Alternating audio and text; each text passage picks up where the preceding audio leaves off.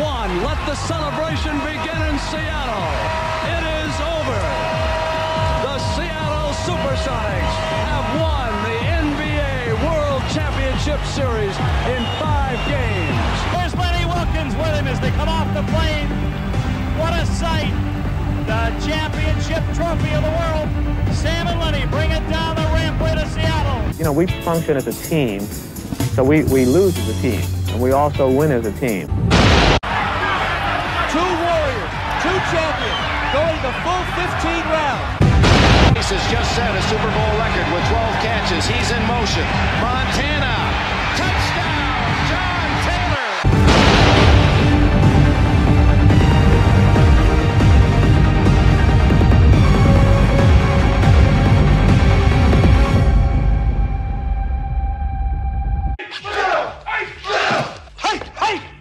You lose concentration of fighting your dead meat. You're sheer 9 or 10. You're probably 9.5.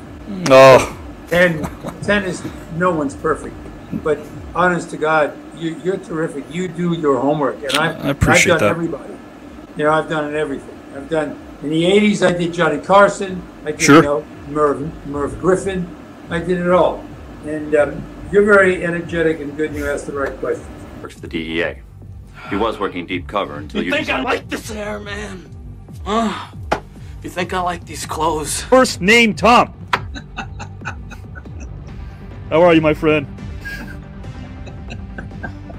I could turn the volume lower if you'd like next time. If you'd like me to do that, Tom, I could do that. Wow, that was something else. I don't know what I can do now. Cycling, more to his liking, going against McElvain, stuffed through by Joe Smith. Last name Smith. First name Joe. Joe Smith. Welcome, my friend. Oh my God, Avi. Where did you get all of that from? Oh my God. The United States is the no-smoking nation. No smoking, no drinking, no drugs, no women. Well, thank you very much. I can't think of a better way to begin the new year than with you. Dickerson. In his first 4 years in the NFL, he scored 57 touchdowns. Last name Dickerson. First name Eric. Eric, how are you, my friend? What's up, Bobby? How you doing, man? I'm doing well, my friend. I'm like, D, I know you're a poet. I don't know about all that, man. You like the intro? Yeah, I loved it. I'm still laughing. I didn't know that about myself. Definitely. This is, I think, my top. I mean, because when you do the intro you gave me, I gotta give it to you. I like You deserve it. 16 for good protection again. Going deep. He's got Clark in the end zone. Being and legend. Last name Ripien, first name Mark. Mark, welcome, my friend. Holy smokes, Avi. Where did you get that information from? That's amazing. Drexler outside. Maloney. Johnson at the buzzer. A warm welcome to a legend of a man and a player. Last name Johnson, first name Eddie. Let me tell you something. When I have a retirement party, even at my funeral, you better show up. Never realized it before. I guess a lot of people I know are jerks. Right, Mariel Hemingway, welcome to the green room. Thank you so much. Oh my gosh, what a lovely introduction, truly. Thank you so much, and thank everybody out there that's listening right now live. I think that's so cool. It's like Saturday Night Live all over again. I had the bird. Last shot by Cooper. First name Michael, last name Cooper. Mr. Cooper, welcome, my friend. I mean, that was fantastic. The only other person that has that kind of spontaneity and the gift of gab was the late, great Chick Hearn. And we thought Golden Throat was gone, but he's reincarnated in you. I had a wonderful time, I mean, this is, you know what? You gave me good eargasm tonight, man. I love your voice. I love the things that you talk about, man. I'm here to tell you that Dr. Ashton won't be able to perform your surgery tomorrow. He's been subpoenaed in a malpractice suit. Italian man named Skippy or Unicycle. I'm sorry, Italian men named Skippy. Put me away, Avi. That. Very well then, $2 million. You haven't got enough money to buy my daughter off. Nonsense. John Amos. Man, what an introduction. I hope I can live up to that. God bless you. I'm looking forward to you, Avi, giving me your thoughts and your input, because as I told you, that piece that you sent me is, I love good writing, and I think Thank that's you, been sir. my career. And this is a beautiful piece of writing, as I said. I'm referring to the piece that you wrote me. You're onto something because you're a writer. You're a creative force, and I want to hook up. Thank you so much for that. Weaving through traffic, through 3 players, 4 all the way in. Dishes off to Coop for the bucket.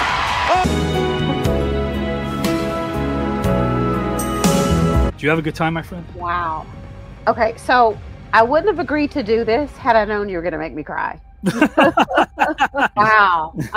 Just powerful. Hands are taking the goal. He's got him staggered, I believe.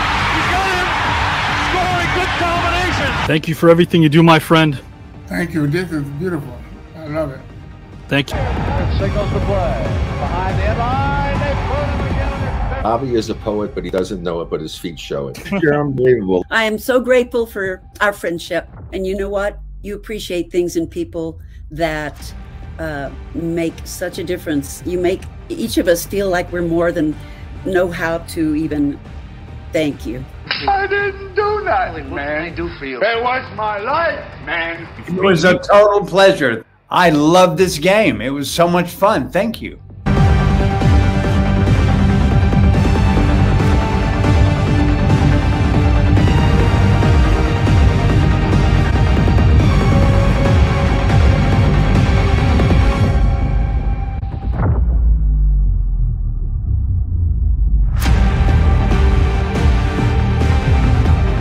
Thank you. That's the best introduction I've ever heard in my life. You know something? You need to quit the show and be my moderator and travel with me because...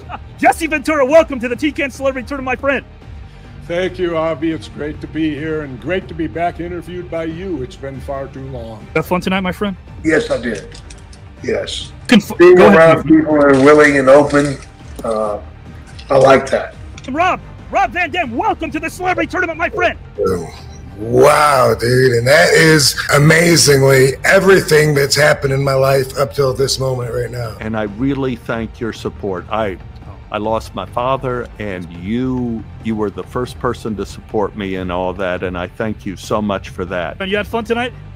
I did. Thank you, Avi. It was really, it was intellectually stimulating, and which is kind of a unique thing in this world of ours today. And Avi, great job. This is interesting and different.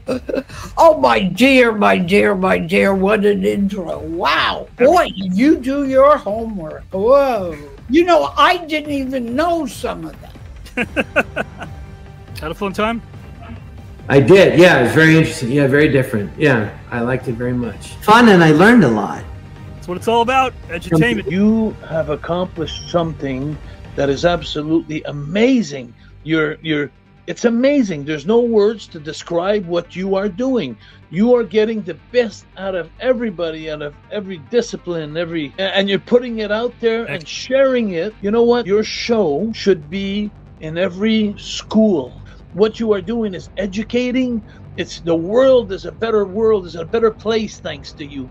So, like I told you, that this show should be on mainstream television because it's the only show that I've ever been a part of that I feel like is actually solving the world's problems through the fact that you have people that are experts. Every athlete that I've ever met, they would love this show. How do we get all of the academics, the athletes to watch this? There is nothing that was on TV tonight that even remotely rivals what we did on this broadcast. The greatest wealth is when you can share it with someone. You can share your victories, you can share your failure, you can express your deepest feelings, but the greatest wealth is to be able to say that I have a friend, and I feel an unbelievable level of wealth, and a lot of that is because I have somebody like you. It had nothing to do because they wanted to abolish federal laws, right? So it had nothing to do with the southern states wanting to assert their authority over the federal government, right? And I was traded to Cleveland, where I was for a couple of years and had a great experience there. Oh, to me, I Have a Dream speech will forever be something that I think will help us challenge each other, help us hear each other.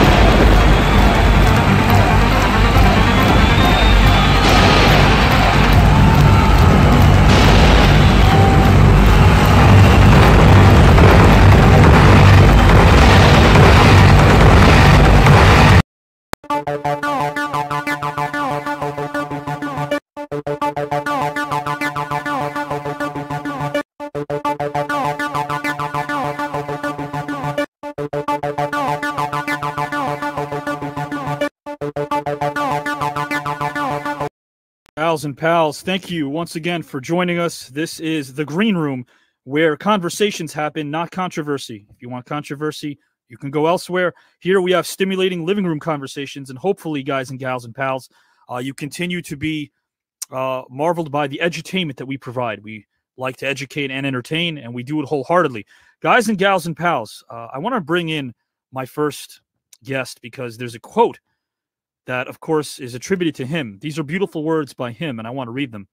We should never discourage young people from dreaming dreams. If you want it, you've got to give it. If you fail the first time, that's just a chance to start over again. Again, those are great quotes that my next guest wonderfully and accurately articulated. Service to others is the rent you pay for your room here on earth. Nothing is given to man on earth.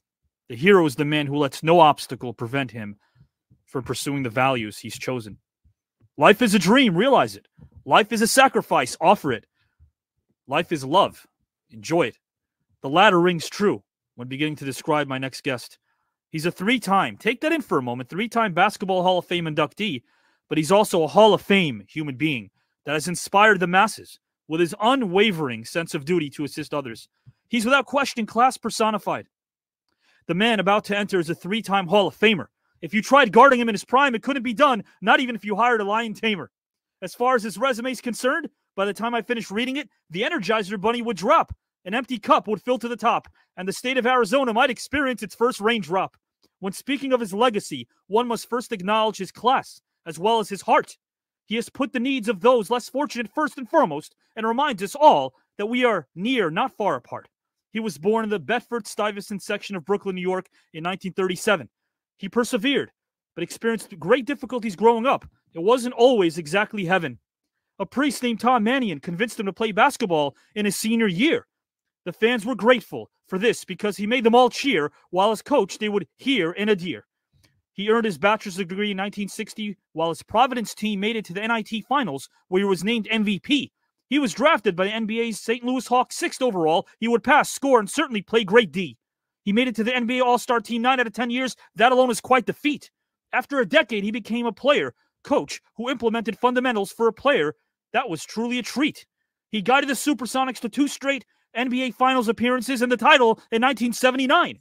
Do you know who watched those tapes of those teams and enjoyed those games? Yours truly, Avi Klein. He transformed the Cleveland Cavaliers into a bona fide contender. He had the respect and admiration of his players who absorbed and applied his ideologies, a thing of splendor. He became the all-time winningest coach in 1995 while coaching the Hawks and was inducted to the Basketball Hall of Fame. Guys and gals, 3 times.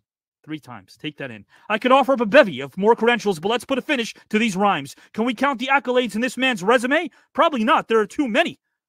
Many who he assisted off the court. The number is staggering. Once more, I think of the word many. So please put your hands together for a humble, down-to-earth, kind human being. Last name Wilkens, first name Lenny. Lenny, welcome, my friend. Hey, Avi, thank you. I couldn't believe all that, you know, when you hear it. When you're doing something and you're a part of something, you don't pay much attention to that. You know, all you want to do is achieve. You want to help others, you know, and so you don't pay much attention to that. But you know, we were talking with some friends just recently. Sure. And I know, and I'm very grateful for everything, believe me. And when you say the Hall of Fame, you know, 3 times, I was looking at something that I came across. A lot of people don't know that after my first year of pro ball, I had to go on active duty because I was in ROTC in college. Sure. And so I missed 1.5 years.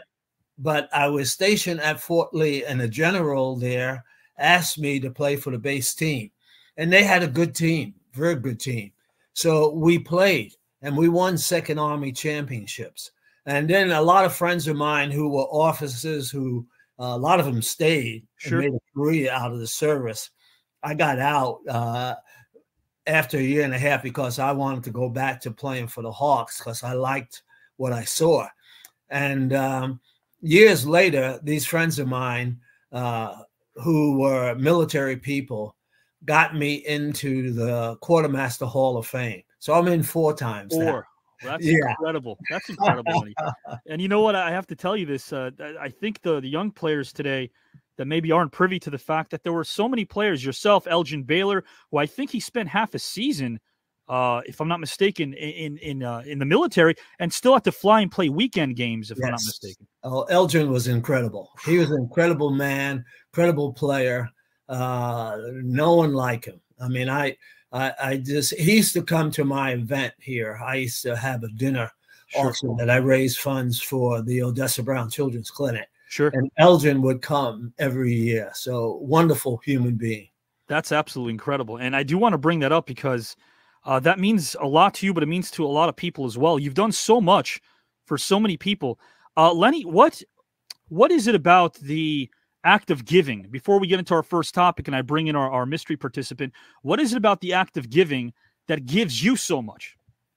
Well, I was taught very early that, you know, if you help people be successful, they help the community, they help make the community better. Sure. And we're better human beings because of it. You know, we hear each other. Sure. And we can do things. And this priest friend of mine, Father Thomas Mannion, you know, he challenged me in many ways. One, to be an altar boy back then, because the Mass was said in Latin and you had to learn the Latin. And a lot of guys said I couldn't do it, but I did. He used to, we called him Iron Hands because he'd put his hand on your shoulder and you couldn't get away from him. But the thing was, he had a expression that he used all the time. And he used to say to me when I was younger and I'd get upset, you know, and everything. And he'd say, well, who promised you? You know, and I'd look at him like crazy. I'd look at him in a funny look. And again, who promised you? Sure. And I began to understand, right? You know, nobody can promise you anything. Life is what you make it. That's so true. And he, if I'm not mistaken, he persuaded you to play basketball for the high school team as a senior. You win an athletic scholarship then to Providence, and you experienced firsthand how really hatred and bigotry are something that were obviously very prevalent back then. It's still prevalent today, but you really had to experience that firsthand when you were in college, right, Lenny? Yes, I did. Yes, I did. And but you know, because of the support that I got from people like Father Mannion, like Jackie Robinson, who was a role model. You know, he used to say to me, because I would ask him questions, and he'd look at me and he'd go like this: "They can't get in here." You know? Oh wow, yeah. And I was so impressed with that. Yeah, okay. And so I didn't let prejudices bother me. No matter what the circumstance was, I was going to try to be successful or be above it. A dear friend of mine is Diane Nash from the Freedom Writers, and she had said something similar. I first met her when she spoke and I was teaching history. And back then I wasn't allowed to teach history the way I wanted to, Lenny, because essentially there was a curriculum to follow. So if I wanted to talk about World War I, if I wanted to talk about the Buffalo Soldiers, I wasn't allowed to even bring that stuff up, the real history. Yeah. And then she came in and spoke, and she told our students, she says, have you ever experienced bigotry? And if you have, raise your hand. A lot of people raised their hands. And she said, what do you do about it? What do you end up doing about the bigotry that you're experiencing? And one student, Justin, I remember what he said. He says, I don't do anything about it at all because that's their problem. Their hatred is going to bring them down. And I thought that was so eloquent for a 15-year-old who now teaches, by the way. He got his master's degree and teaches sociology. As a 15-year-old, he was so wise beyond his years. It made Diane Nash cry. And she said out of all the people she's spoken to over the years, out of all the speeches she's given, she never heard something that remarkable, and it gave her hope regarding our youth. Do you experience a lot of that as well, Lenny? Because you speak to our youth a lot. Yes, I do. And young people, you know, I tell people this all the time. They're the future. Yes. Okay. They're tomorrow's doctors, lawyers, politicians, entertainers. And we got to hear them. Yeah. You know, we got to hear what they're saying. and engage with them, you know, because they have some legitimate questions. And if we can answer them, we need to. So, no, I love being around young people. And when I first came to Seattle, I got involved with Odessa Brown Children's Clinic. Yes. And I met the first medical director, was a doctor by the name of Blanche Levizio, who was a pediatrician. Right. And she treated healthcare with dignity.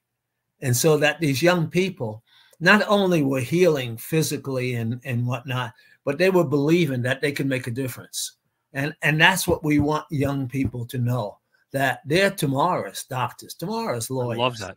Politicians, okay? And we need to encourage them and let them know that they make a difference. Without question, they do.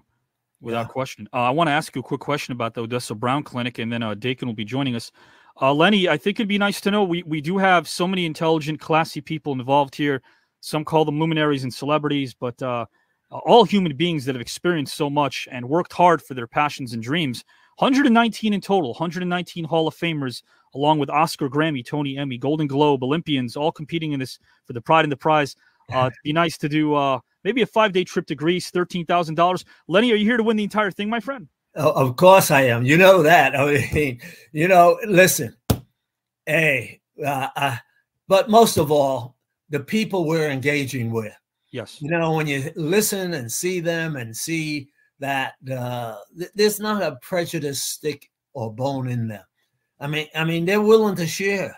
Yes, sir. You know, they're willing to be a part of something. And Yes, I sir. think that's important. And our world today needs that. It means a lot to me, and I'm glad you're a part of this, my friend, because when my agent asked me if I wanted to do this, I said, I only want to do it if it defies everything out there on social media. I didn't want to do anything salacious because that's not me. I wanted to do something that would really allow people to, as you mentioned, learn from one another by listening, because I think listening is so underrated in today's society, being able to listen to each other. Incredible, you know, and I'm watching politics now and everything, Right. you know, and you know, it's, hey, when we were kids, I grew up in a neighborhood in Brooklyn, New York, and there was a lady that used to come by all the time. Sure. That we were so impressed with, and we would stand up and make way for her. Her name was Shirley Chisholm, and you know, she was a congresswoman. Right. Unbelievable, you know. And then I lived in Bed-Stuy. Just near me in Flatbush was Hakeem Jeffries. Oh, and, wow. You know, so hey, Brooklyn has a rich history. Jackie Yes, sir. Robinson. I was a big Dodger fan. I delivered groceries to Jackie's house. That's how I got to know him, you know, and he was very polite, you know, a lot of And I think that was your first job. You were about 7 years old, right, Lenny? That's right. That's right. That's Yeah. incredible. That really is incredible, my friend. And bring it up again. Our guest is in the back. I'm going to bring him in momentarily. I do see him. Thank you so much for joining us as well. I do want to ask you a question again regarding what we were speaking of, the Odessa Brown Clinic. If I'm not mistaken, when you first arrived to Seattle, there were a couple of ladies that you met that were active in the community, and they provided health care. And this is the sentence I really like. It speaks to me. They provided health care with dignity. Is that right, Lenny? That's correct. That's correct. Yeah. They spent countless hours there at the clinic. Oh, yeah. Yeah. I'd stop by there all the time. You know, it was in a low income area. Sure. Provided health care and education to a lot of families who didn't have health care. Wow. And here they were doing this on their own.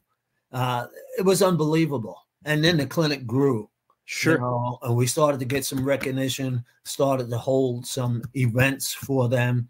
And today it's at a different location, but it's huge. That's incredible. And it's an integral part of Seattle's healthcare situation. Thank you for giving back. Thank you so much. I mentioned Diane Nash, who I speak to regularly, and she's definitely someone who still goes out there and speaks. She's on the front line talking about not just civil rights, but human rights, which I love. And she knew that you were going to be on the broadcast. At some point, I will get Diane Nash on over here. And for our younger viewers, guys, Diane Nash touched a lot of people. She's a real hero, one of the original freedom writers. Definitely a lot of respect to her. I know she's watching. So, yeah. My friend, I am going to put you back momentarily and bring in our next guest, and we will start with topic number 1. Okay. Thank you so much. Guys, this is the great Lenny Wilkens, a Hall of Fame human being, Hall of Fame coach, Hall of Fame athlete, 4 times over. We appreciate his what he's done and what he's given and what he still gives and provides. Guys, I want to bring in our next participant right now, and I have a quote for him if he doesn't mind. To have to work at the extreme edge of your experience as an elder is wonderful. Confidence is preparation. Everything else is beyond your control. Failing to prepare is indeed preparing to fail. Success is where preparation and opportunity meet. The following guest has consistently taken a blank canvas and filled it with beautiful, honest, and truthful works of art. His range and depth are quite vast, and his outlook is rather refreshing. My heart yearns for what is now in the present, right here before us. Of course, my incredible guest and co-host is here, guys and gals, as well. No need to fuss. He is a man that inspires and educates just about everywhere, including our own very show. So sit back and enjoy, because your viewership is how we grow, like the heart of the ever-smitten Romeo. Yes, most of Romeo and Juliet was written in verse, but it was based on an Italian story.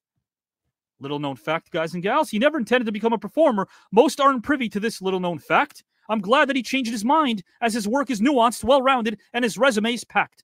As a youngster, he was influenced by Peter Hall's production of A Midsummer Night's Dream. Judi Dench, Brian Murray, and Ian Holm were in it. That is quite the team. He has 5 decades under his belt as a storyteller, director, playwright, and theatrical scholar. He's played Winston Churchill, King Lear, Falstaff. If I'm getting warm, let me know. Just simply holler. His stage work and teaching of the craft are an absolute breath of fresh air. Guys and gals, we will delve deep, as we always do, into one of my favorite topics, Shakespeare. We always handle that with care. Some of you might recall his film and TV work, such as Funny Farm, Clean and Sober, My Two Dads, and Child's Play 3. How about Murder, She Wrote, Gilmore Girls, King of Queens? Let these rhymes hopefully set you free. His professional Shakespearean credits include Macbeth, Falstaff, King John, Richard III, just to name a few. Relax, everybody. My rhymes are near completion. You've all made it through. So sit back and absorb the following conversation. Take it all in. I welcome a man, guys and gals, that is class personified. Last name Matthews, first name Dakin. Dakin, welcome, my friend. Hi, how are you, Ari? Better, I hope. Much better, thank you. Yes, recovering from the surgery. My friend, how have you been these past few months? Pretty good, pretty good. I was up in Princeton for about a couple of months doing a play, and my arthritic knee started to act up, so I had to finish the run on a cane. And I got home, back to California, visited my doctor, and it seems to be sorting itself out. So I'm pretty good. Yeah, and you seem like you're in good spirits, my friend. Excuse me? You seem like you're actually in really good spirits as well, which is great. I am in good spirits. Yes, I am. I'm back in New York for a bit doing some guesting on a TV series, and I'll be here for a couple of weeks, and I'll go back to California, then I'll come back, then I'll go back. I'm logging a lot of time on the planes. There's no doubt. And again, you're always class personified. I welcome you, and I welcome Mr. Lenny Wilkens. Lenny, Dakin Lenny. Hi, how are you, Lenny? Nice to meet you. I'm good, Dakin, and good to talk to you. You look great. Yeah, I'm okay. For an 83-year-old guy, I'm doing okay. Although a couple of days ago, when I was guesting on this new series, I was actually not the oldest person in this. Dishy was guesting as well, which was such a treat because he was one of my favorite comic actors back when I was growing up. So that was fun. That's right, 90 years old. I was telling Lenny about your past, of course. Prior, if you would like to tell Lenny, of course, prior to storytelling, you had a passion as well. That was something that still, of course, you're very passionate about. If you'd like to bring that up, feel free, my friend, because it has to do with faith. Well, I never intended to be a person in theater. I was originally thought I was called to the ministry, so I studied to be a priest for many years, and then realized, no, that's not really what I want to do. So I became a university professor for 20 years, but I acted on the side the whole time I did that, and then retired from university teaching about 35 years ago, actually, and have been acting and directing and writing full time ever since. But I still teach at least 2 or 3 classes every year. I like to keep the teaching going. So you had to learn the Latin if you wanted to become a priest. Oh yeah, you had to learn the Latin. I can. In fact, I went to a university in my postgraduate years in the seminary. I went to university in Italy, where all the lectures, all the books, and all the examinations, oral examinations, were in Latin. So I was actually for a while fluent in Latin, but that was 60 years ago. I still dip in every now and then, get an ode by Horace and try to translate it, you know. Yeah. So keep a little Latin going. Well, I can still say the Our Father in Latin, you know, Suscipia Dominus Sacrificium, De Manus Tuum, Laudam et Gloriam, et Utilitate. Being an altar boy, having back in the days when you had to learn the Latin responses, you had no idea what they meant. I can concur in a way, Dakin, because I was actually raised in Queens. So a lot of times when my dad got upset, I understand what he was telling me. But I didn't want to tell him that. I didn't want to say that. Lenny, when it comes to Shakespeare, Dakin loves to watch every production he can get his hands on. And Dakin, that's kind of untrue of anything else because, you know, your personal vision matters and being original matters. But with Shakespeare, the first thing that you like to do other than delving into the text is finding out what is the problem solving and how our relationship and themes and story brought to life by every version you can find makes it so unique, right? Yeah, the more I study, I've been studying Shakespeare for about 60 years now. And wow. And the more I study, the more I realize that, you know, people who write novels, people who write plays, always sort of have to defend themselves. Like you do fiction. You know, what good is fiction except maybe just to entertain people? Sure. You know, and Shakespeare had that in his own day. He was always the critics or serious people, especially serious Puritans, were assumed that the theater was a den of iniquity, and that there was no moral good to come out of it. But there's a long tradition that fictions actually teach us how to live by, first of all, giving us alternate lives that we have to enter into and sympathize with. And then by giving us moral lessons in these fictions, sure, that say, here's the kind of behavior you should do, here's the kind of behavior you shouldn't do, and here's the kind of behavior you are currently doing. So compare yourselves to people of the past or people of fiction. Shakespeare loved to write about past people and then try to figure out what their humanity was. And in fact, he made his most famous statement about the relationship between fiction and morality was the famous mirror up to nature speech, which Hamlet gives. But everybody sort of stops at mirror up to nature, you know, whose aim at the first was and is, you know, to hold a mirror, as it were, up to nature. And everybody says, that's it. You just reflect what the nature is. But the line goes on to show scorn her own image, virtue her feature. In other words, to show you what you shouldn't do, to show you what you should do, and then the very age and body of the time, his form and pressure, and to show you what it's like to actually be human. So Shakespeare, from the very beginning, had moral intention when he wrote. It was to show you what virtue looks like. It's to show you what evil looks like and say, now, which are you going to choose? Which do you want to do? It doesn't mean that evil people always get punished and the good people always get rewarded. We know that's not true in life. But it helps you to discriminate between the good people and the evil people. That's what's important. And he also gave us a lot of whys. So we were able to really kind of choose, decide for ourselves why certain characters made the choices they made. Absolutely. Absolutely. Why some good people went bad, why some bad people maybe went a little bit good. Sure. How it was that how good people make mistakes, how bad people seem to thrive. He really painted a portrait of what life is really like. Sure. With enormous sympathy, both for the bad and the good. That's what's interesting to me. Yeah. Without question. To this day, a lot of people don't know Iago's true intentions when it comes to Othello, and of course that character with more lines than any other character. I want to bring this up as well. We're going to start with topic number one. Romanian director Liviu Ciulei used to say originality is just a sign of not enough information. Would you concur? No, I don't. I don't think so. I don't think so. The wonderful thing about originality is you just can't figure out. It's the one thing that AI can't do. Yes, sir. AI's got plenty of information, but AI can't be original. They can only be derivative. Now, a lot of what we do is derivative, of course. We learn from our culture. We learn from our elders. We learn from our teachers.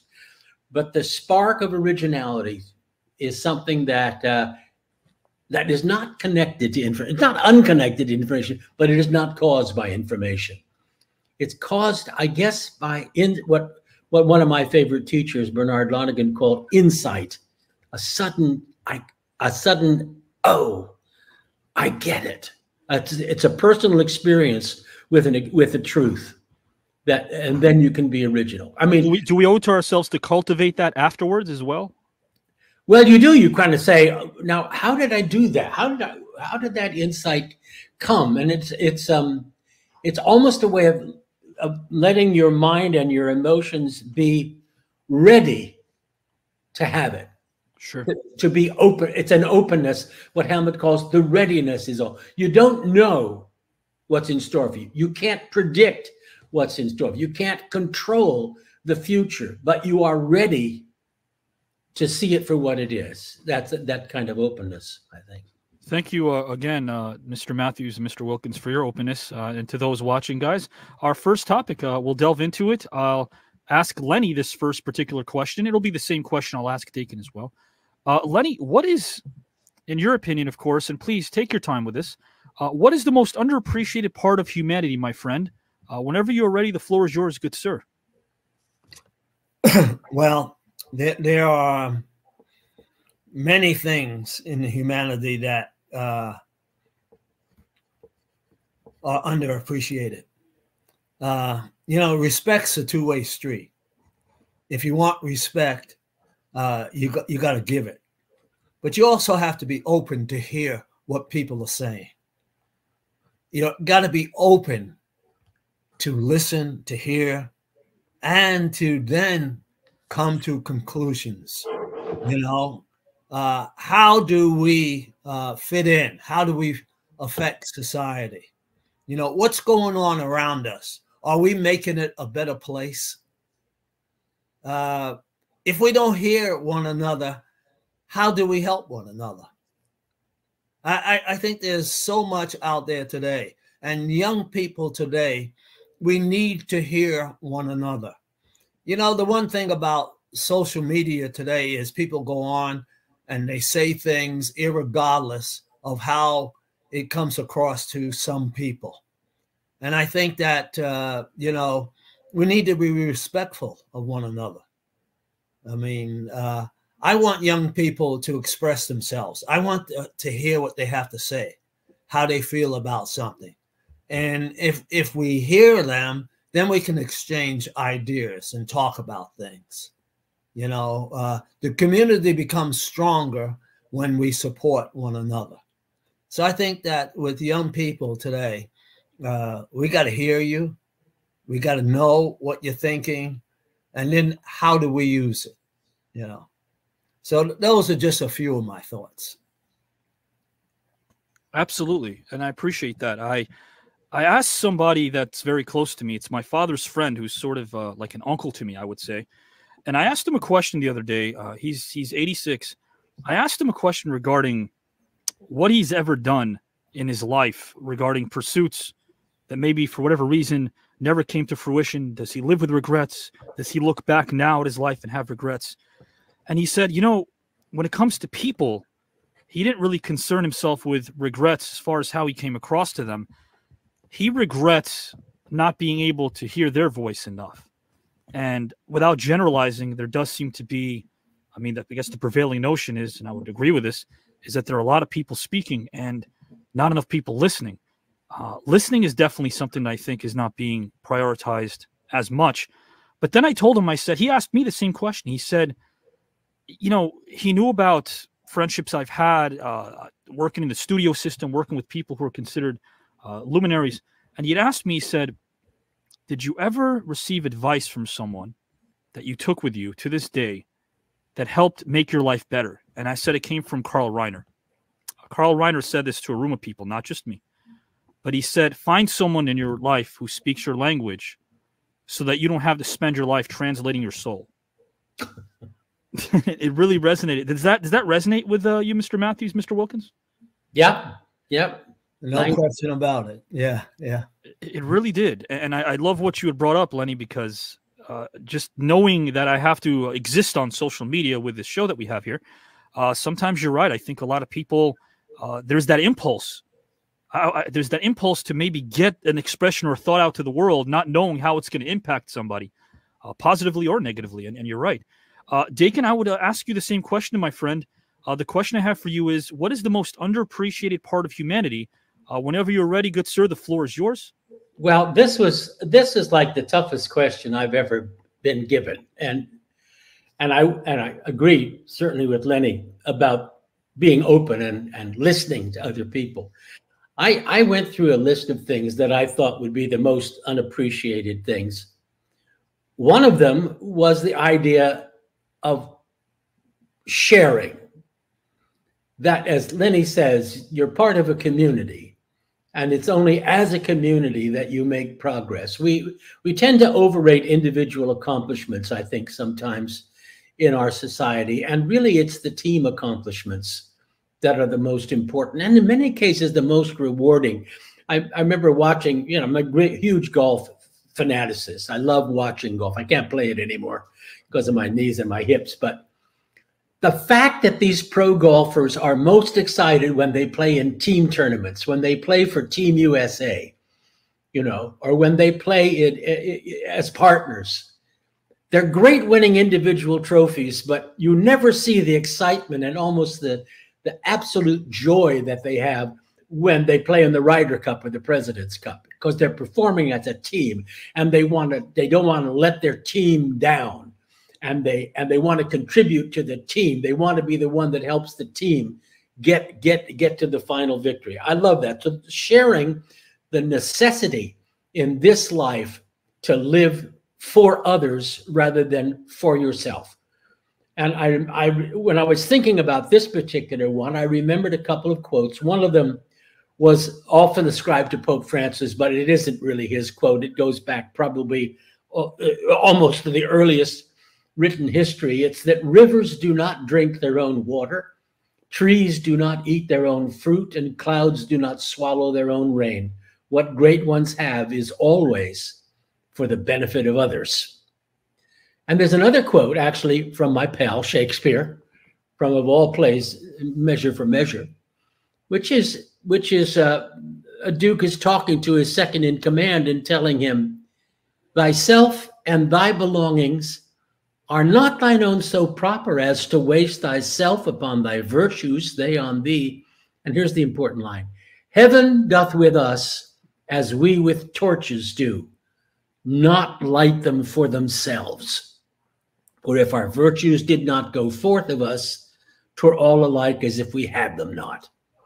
A torch is there, you asking us to be torches so that others can find their way.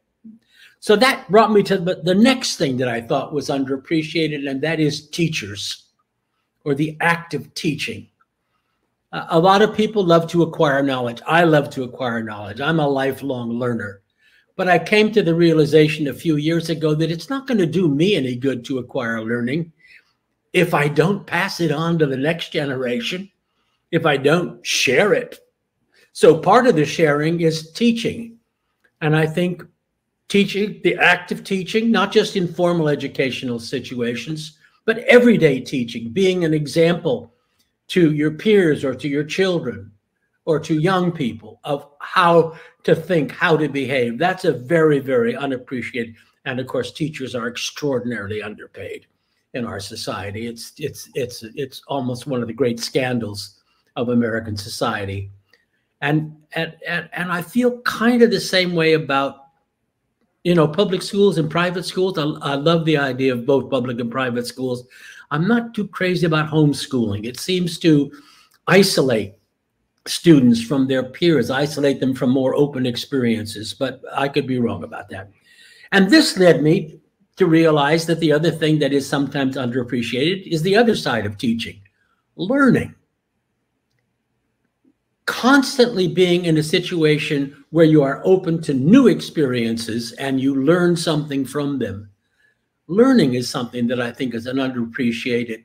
I remember reading a statistic one time that the majority of Americans never read a single book after they graduate from high school. That's somebody like me who's crazy about literature and language. That's just a horrifying statistic. I can't even imagine living a kind of life where you don't read a book for 50 years. Not that books are the only way to learn, and now in our heavily media-obsessed society, you can do a lot of learning without reading a book if you watch documentaries, if you watch good, discussion shows and things like that, but still learning. And that brought me to the other thing that I think is very underappreciated, which is language, just language itself. Language is not a naturally occurring phenomenon. It's something that the human race invented over hundreds of thousands of years. And the astonishing thing about language is that a 5-year-old can master it. I'm just astonished at what this brain from infancy to 5 years old goes on, that they can master one of the most complex systems in the entire of anything man created. Language is an extraordinary accomplishment. And first of all, it's a great means of communication with your fellow man. You can have ideas, which you probably can't have without language. You can have another person communicate their inmost thoughts, which you couldn't do without language. You can ask for things. You can contemplate things. You can share things through language. And I say this not just because language is my field of expertise, but I had a child who could never learn language. I had a child who was brain damaged. My firstborn, he was from 0 to 1. He was bright, curious, loved to laugh, but he was brain damaged, and he could never ever learn language. He could never speak. He never spoke a word for the 49 years he was alive. He understood a bit of language. We could talk to him and he would know certain words. He would know certain letters. But I thought, what a loss to lose that ability to communicate with your fellow man, to share with them. So there's one for the books. Language is really an extraordinary piece of human culture that we sometimes undervalue. And we don't realize how complex it is and how incredibly miraculous the acquisition of language is from the years that you are in the womb, hearing the rhythms of language, and later on your mother's knee, hearing the rhythms and sounds of language, how you accomplish fluency in language, sometimes by the age of 3. It's just almost impossible for me to believe. So those are my much connected but scattered thoughts about underappreciated things in human society. Oh, no, much like Lenny, I appreciate your generosity, because when you express yourself wholeheartedly, the way that you gentlemen have, it means the world to me, and I know to those who watch as well. I want to ask you both the question. Has there ever been a time, maybe that you can recall, where you stopped whatever you were doing during the day or during the night, and you simply appreciated something around you, a thought, a memory, maybe an activity, a conversation you had with someone recently, where you literally, it was a conscious thought, you had to stop and say, I'm very appreciative? Lenny, you go first. Well, I've had a few of those. I've been blessed in my life. I met very impressive people. When I was growing up in Brooklyn and I was an altar boy, the priest, Father Mannion, who was like a big brother to me, introduced me to Bishop Fulton Sheen. And he used to have a program on every Sunday. And my mother watched it religiously. Listen, let me tell you something. My mother went to church every day. If anybody ever prayed as much as her, I don't know them, but she was there. And I think that's why we all seem to achieve a little bit in life. But unbelievable. You know, I was so impressed. I was impressed with Nelson Mandela. I had a chance to meet him when I was in South Africa on a tour, and went to Robben's Island, saw the cell that he lived in. And I just looked at him and asked him, you know, I mean, there's no bitterness. And he said, no. He said, I knew I had to get through this in the best state of mind so that I could be available to my people. And I was just floored with it, you know. I mean, unbelievable what he went through. He had every reason to feel different about the situation. Yes, yes. Yeah. And one day, one time when I was a young rookie playing an exhibition game in Birmingham, Alabama, I met Dr. Martin Luther King, and another guy who was all about the people, you know. So I've had some great examples, and I was very blessed that I could meet them and talk with them. And so it's that's just a couple. No, I love that you said that. I think there's a generosity to staying present. You're being generous with yourself to say, I'm appreciating what's happening right now. Right now. Right now. Dakin? Yeah, I actually did meet Fulton Sheen myself when I was studying abroad. He came to talk to our class, and I erased his blackboard. So his famous blackboard. I remember a few things where, as you say, you just have to stop and you kind of go, oh my God, this is a life-changing experience. Now, these are really tiny. These are not massive. The first was when I went to see, as I told you earlier, Peter Hall's Midsummer Night's Dream in Stratford when I was 20 years old. I was a theology student. I was not contemplating a career outside the priesthood. And this did not change my vocation in any way. It just changed my understanding of something. And that was when, in the middle of Midsummer Night's Dream, remember, Judi Dench, who was playing Titania, gives a long speech about winter. And Ian Holm was great, and you know, it was a wonderful production. Brian Murray was fun. Most of the big stars were in it. But in the middle of this speech, suddenly it felt like the entire audience turned into this funnel that zeroed right down to Judi Dench, this small little figure in the middle of the stage, and it was like transporting. It was just the way she spoke, the way she felt about this. It was like, I've never had this kind of experience where you're in a theater and suddenly you're transformed. So that was one. Wow. Another one was similarly, I was doing a show, I was doing a Shakespeare play and was invited to go see somebody else doing the same Shakespeare play. And I thought we were the hot stuff and they were not so great. So we went down to see this not so great student production, and there was an actor in the middle of this thing who was giving a performance of King Lear at the age of 23. And wow. He completely blew my mind that he was doing this. He became a lifelong friend. It was David Ogden Stiers, who, wow, before he joined MASH, was a great, great Shakespearean actor. I also worked with him in a number of theaters and at Juilliard, and I did a show with him, one of his last shows he ever did, as a matter of before he passed away. But his performance became for me the challenge for my entire life. Can I ever even approach that man's level of artistry? So that was one. The third one is really tiny. It's really stupid. I was driving to do a play when I was about 24 years old, and this song came on the radio, and it was Frank Sinatra's "It Was a Very Good Year." Remember that song? And I had to pull off the road and park the car to listen to the end of that song because I didn't want to be distracted by anything. It just hit me so strong. And it's never, I'm not a big music guy. I don't listen to a lot of music. I don't appreciate music. I'm sort of a dullard when it comes to music.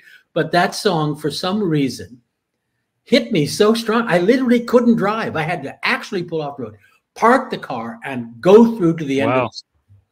And I have no idea why that happened. Because otherwise, other than it was a great performance, sure, a moving song, a retrospective of one's life, you know, at the end. But did you ever investigate that or try to? No, I don't. Yeah, I don't know what happened. It was totally weird. I'm a sort of a Sinatra fan, but sure, this one song for some reason maybe I was just, as Lenny says, I was just open at that moment for some reason. For some reason in my life at that moment, I was open to having an important experience that it didn't transform my life. It just stopped me dead for a minute. And that was interesting. I do want to say once again to our viewers, please, thank you. We want to thank you for inviting us to your living rooms. And also, please be very gracious to Mr. Dakin Matthews and Mr. Lenny Wilkens for this conversation, because sometimes people say that this atmosphere we have right now, that we're in right now, this very cold digital landscape that we call podcasting can be very isolating. But no, it's very freeing when you're open and honest, as these two gentlemen are. So the best way to express that are through words. They are my sentiments, and I appreciate you guys wholeheartedly. From my heart. Ladies and gentlemen, good evening. I think we just witnessed half of the world's problems being solved in the last 15-20 minutes. Guys, I want to let you know this is now the time when you start putting in your votes. It's really important that you start putting in your votes, and even more importantly, there is going to be one more topic after this as well. So definitely stay tuned in for that. I'm sure it's going to be another amazing topic. All right. And make sure to message your friends. Bring the party. I mean, guys, I'm sure you're watching, and I'm sure your mind, hearts, and souls are exploding at this amazing conversation. So share it with your friends. I mean, ain't that an amazing gift to be like, hey, there's this amazing conversation going on. I want you to be a part of it, right? So we could talk about these things, these amazing, deep, amazing topics. So start voting now, guys. Okay. Wow, Dakin and Lenny Wilkens, man. Well, amazing topic, first of all, Avi. So it really sets such a stage to have such a deep conversation. I really love how Lenny's assessment had a lot to do with the younger generation, and guys, again, just another, just letting you know, again, we have one more topic after this, and the judges' topic, which is going to be me and Giselle, our topics are worth 3 points. All right. So really important here, our assessment and and also your assessment, guys, how, whatever thoughts you have, share it with us, put it in the comment section. So as I was saying, Lenny really connected his argument with the importance of making sure that we really connect with the youth, right? They are the future. What's the dialogue? What's the narrative that we're going to have with them, right? He brought up social media and how some of those, how social media could be such a place of division, and how listening to each other becomes so important. What is the youth saying? What are they saying that we might be able to inform them on? Right. So I really love that aspect of what Lenny was talking about. Now, Dakin gave, he talked about sharing. He talked about teaching. He talked about learning and language, learning, making sure that you're always put yourself in situations to learn more language. You could use it to decipher, to contemplate, to share things. He gave such a vast array of examples. Make sure, guys, you paste your votes in YouTube. All right, make sure that you paste your votes in YouTube as well. So if right, so just paste your votes in YouTube if you're watching on YouTube. That's really important. So I think the message of I think the message of helping the youth, connecting with the youth resonates with me. So my vote is going to go to Mr. Lenny Wilkens. Throw it now to Giselle. Wow. Wow. This might be the first topic that has really rendered me speechless. I know it's hard. I know this is difficult, but please get your votes in the comment section now. If you are on Facebook, if you're on Avi's page, on the new network Facebook page, if business page, if you are on YouTube, if you are on Twitch, wherever you are, get your votes in now, because every single one of them is going to count. We are tallying them in the back. We want to see what you've got. Vote on YouTube, vote on Facebook, vote on Twitch, vote where you have an account, because these men are so intelligent and so giving. Vote on YouTube now. Paste your votes into YouTube. If you've got a YouTube account, go ahead and paste them over there right now so we can count those. Please, we want to make sure we get everybody's votes accounted for. So pop on over to YouTube. That is www.youtube.com/@thenewNetwork. We want to see your votes in both places just to make sure we've got them, please. Am I stalling? No. No, this is very important. Get on over to YouTube. youtube.com/@thenewNetwork. We want to see your comments there as well.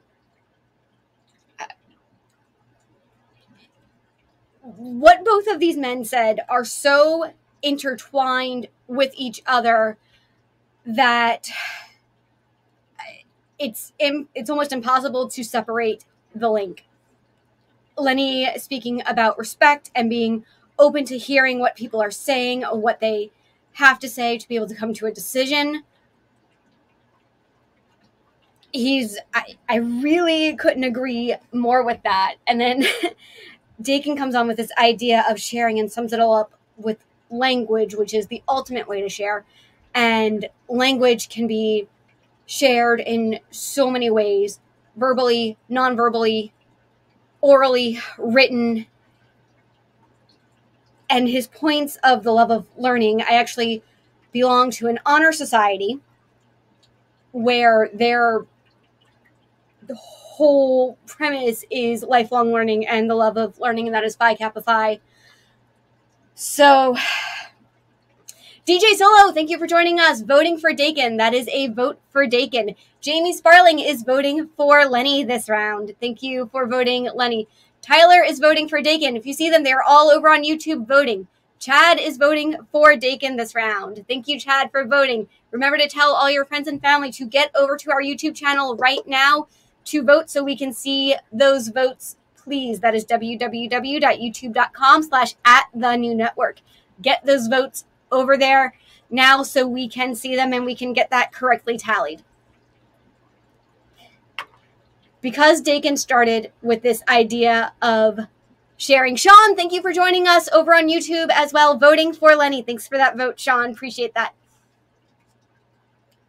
And how it touches others and how we need to teach others to find that way. And then goes on to say that teachers are underappreciated, and then learning itself is underappreciated, and then language, which is the way we share all of this, is underappreciated, and how all of that combines together into that love of learning and sharing.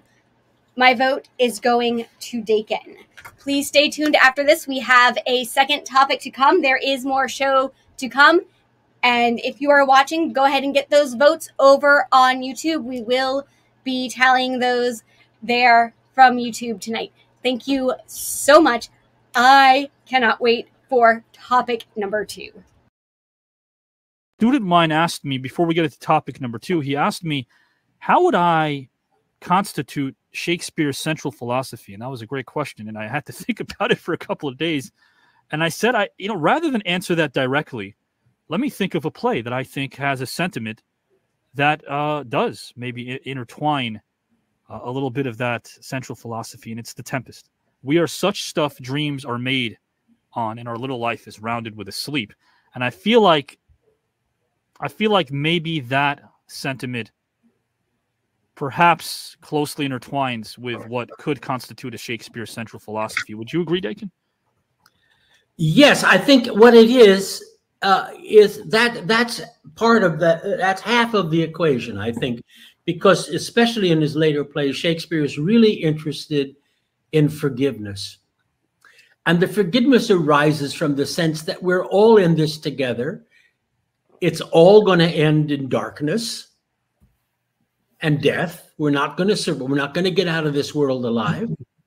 And so all you have that makes any sense is empathy, fellow feel, what he called the milk of human kindness, the only thing that you have that's going to make sense in your life. And so Prospero, besides saying that, and afterwards he apologizes for saying that. He says, "I'm sorry, I was in a bad mood.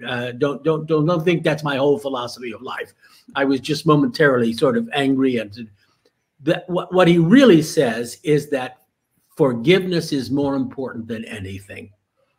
Having a fellow feeling for, the rarer action is in virtue than in vengeance. Absolutely. He starts the play saying, "I'm very lucky now. All of my enemies are assembling on this island where I'm in control. I now have a chance to take my revenge for what they did to me." And he gets to the end and he says, "Okay, if they just say they're sorry, I'll forgive them." And then two of them don't say they're sorry. And he forgives them anyway. He says to his assistant, the rarer action is in virtue than in vengeance. That is so beautiful. And of course, Witch Tale is all about forgiveness. And to some extent, Pericles has a lot of stuff about forgiveness. About Pericles does, sure. Yeah. And the last plays are really about, no matter how awful things have gone, no matter how awful you may have been, no matter how awful your enemies may have been. Like the end of Cymbeline, the king says, "Pardons the word for all." I love that. Just to understand that we are all frail and that our frailty makes us a family, basically. There was a very, very world-renowned Shakespeare buff in the NBA, former coach Paul Westhead. He was a Shakespeare buff. Lenny, he would quote Shakespeare in the locker room to some of his players a lot of times. Well, I couldn't do that, but believe me, I mean, forgiveness is so important as human beings. I mean, it allows us to move on. It allows you to take that next step, and that's why you can't be afraid to forgive. It's getting up and starting all over again. Yeah. I like what you said. There is a fear, because that resonated with me. You can't be afraid to forgive. You can't be afraid to ask for forgiveness either. Or ask for forgiveness. Yes. Remember, Prospero's last lines in the play are as an epilogue to the audience. He says, "As you from crimes would pardon be, let your indulgence set me free," which is basically, forgive us our trespasses as we forgive those who trespass against each other. The only way to get forgiveness is to give forgiveness. That's so true. So he basically paraphrases the Lord's Prayer as his last lines in the play. I'll tell you, gentlemen, in real time, I'm absorbing that. That's a lesson I should take. That's very true. And I'm going to quote a player that I'll leave the name anonymous if Lenny can guess who it is, but there's a bevy of players, a wide array. One of them who said about Lenny, he said, "He didn't just teach me about the game. He taught me about life and humanity, the greatest coach, and also a very dear friend of mine." That's one player who we have as part of this network, who I speak with regularly, who said that about Lenny Wilkens. Here's one more quote. As preparing for this segment, I jotted it down from another player who's part of this network, who said, "Lenny, absolutely a winner, but a gracious human being first and foremost, and that's more important than being a winner." That's just, again, I know, Lenny, that you don't take compliments well, but you should hear them, because you've touched the lives of many people, my friend, many people positively. So thank you for that. Avi, I've been blessed in being a coach and coming into many young men's lives. And at the end of the day, they're still human beings. Okay. And I want them to be prepared to encounter whatever comes their way. Yeah. You know, the game is great and it's fun, you know, but at the same time, the most important thing to you when you go home should be your family. Yes, sir. And that's how I've been taught. So I think that's important. I've had a lot of great young men that I've been able to work with, and it sounds like the player you're talking about is Craig Elaw. Could very well be Craig. Could very well be Craig. My gosh almighty, I want to say this to you guys again, and please, for our viewers, I don't bring up metrics often because I'm lost in conversation, but we thank you guys. In 7 months, 70,000 subscribers on YouTube. We've been doing this thing diligently with a lot of heart and soul, and this is a passion project for me because I subscribe to conversation, not controversy. So thank you for restoring my faith in humanity to the audience, knowing that we can sit around here having great, wholesome, positive conversations and a great audience that takes it all in. So we appreciate you guys and gals and pals wholeheartedly. Thank you so much. 7-figure views now on YouTube. Thank you again through the hard work and effort that we all put together. This is a great network. Dakin and I have a show, Masterclass. There are 70 talk shows, guys and gals, under this great umbrella with incredible human beings like Dakin, people as experienced and knowledgeable as Lenny, just so many people across the board. So thank you for making this new network something to witness and behold. Topic number 2, one last moment of levity here, which hasn't been introduced yet on my part. I hope this hits. Guys, I want to ask you a question here. Let's sit for 2 minutes is definitely the most ignored instruction among microwave users. Yes or no? I can't wait 2 minutes. I an hour at 1 minute and 53 seconds. I got to pull the meal out. Do you guys wait the full 2 minutes? No. Well, I have great patience. My wife thinks I have too much patience, but yeah, I can wait the 2 minutes. Okay. No, I don't wait the 2 minutes. Let me tell you my favorite joke. This is not about microwaves. This is about that thing that was advertised on television for a long time, sort of a self-broiler or whatever it was. Right. And the ad always finished, "Set it and forget it." and then it would say, "Do not leave unattended." Right, that little disclaimer. Wait a minute. Isn't that contradictory? That's contradictory. Forget it. Do not leave unattended. Absolutely. Dakin, that's like telling someone to sit still but get up. It either. How about this observation here? This is funny. The words through, though, thorough, thought, and though don't rhyme, but pony and baloney do. Very interesting. Very unique. And then I have a last observation here. I want to ask you guys a question here. Is it appropriate to recline your seat on the airplane? Now, remember, you don't want to go into a person's lap when you do so. I feel like a person should get one notch on the airplane. That's it. No one wants to see the other person's head. Maybe the buttons, I think, are wrong. Should we get rid of the buttons? There should be a golden rule about this, right? You should maybe huddle like a football team and say, "Hey, look, buddy, we're about to lift off right now. I'm going to lean back slightly just so you know. I have a courtesy. I'm going to tell you that." But nobody seems to do that. They just seem to very effortlessly recline. And now all of a sudden, my knees, my knees are bent in two. There should be some kind of golden rule here, guys, do you think?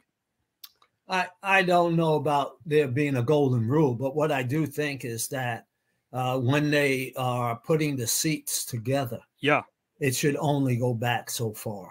Yeah. You know, when you press the button, fine. It should be enough space that you're not sitting in the other person's lap. So yeah. Also, I look back. My last flight, there was nobody behind me, so I didn't feel. But the seats, the plane I was on, only went that one notch. They didn't go anywhere. Oh, okay. And also, I look back, and if the person behind me has reclined, then I feel I can recline. That's true. That is true. That's true.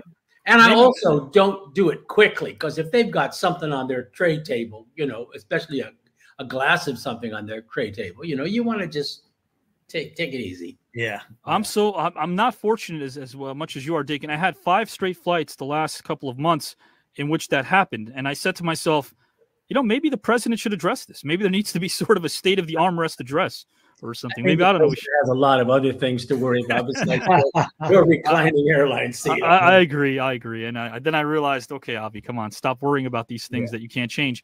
One last question. When traveling with a group for a short trip, Is it okay with checking a bag when no one else is checking their bags? Etiquette wise. Yeah. It is okay. Okay. Yeah. Okay. Yeah, I agree. I mean, that's up to you.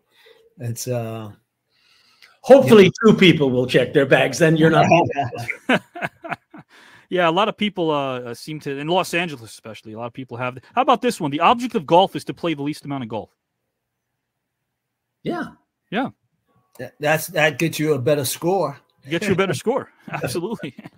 That's something I thought of the other day as well. Yeah, guys, how about the English language? It's evolved to the point where literally is used figuratively as hyperbole, right? Think about that for a second. LOL has gone from meaning laugh out loud to I have nothing else to say. And how about this? The word bed actually looks like a bed. ED. Just little observations. This is what I do sometimes at 2 in the morning. People think, oh, the life of a glamorous writer. Not really. I don't know how you have too much time on your hands because you're doing so much, but you have too much time on your hands. You're going in other stratospheres now. I wrote this doozy last night, too. If you think about it, lasagna is just spaghetti-flavored cake. I don't know. Anyway, guys and gals and pals, we'll love it here, but we're going to move on to topic number 2. Thankfully, again, these two great gentlemen and human beings who have inspired the masses and inspire and do so in such an authentic and genuine fashion are here with us, Mr. Dakin Matthews and Mr. Lenny Wilkens. We'll rotate around right now for a final topic now. Mr. Dakin, same question I'll ask Lenny momentarily. Dakin, can helping others be a key to fulfillment and growth? Whenever you're ready, good sir, the floor is yours.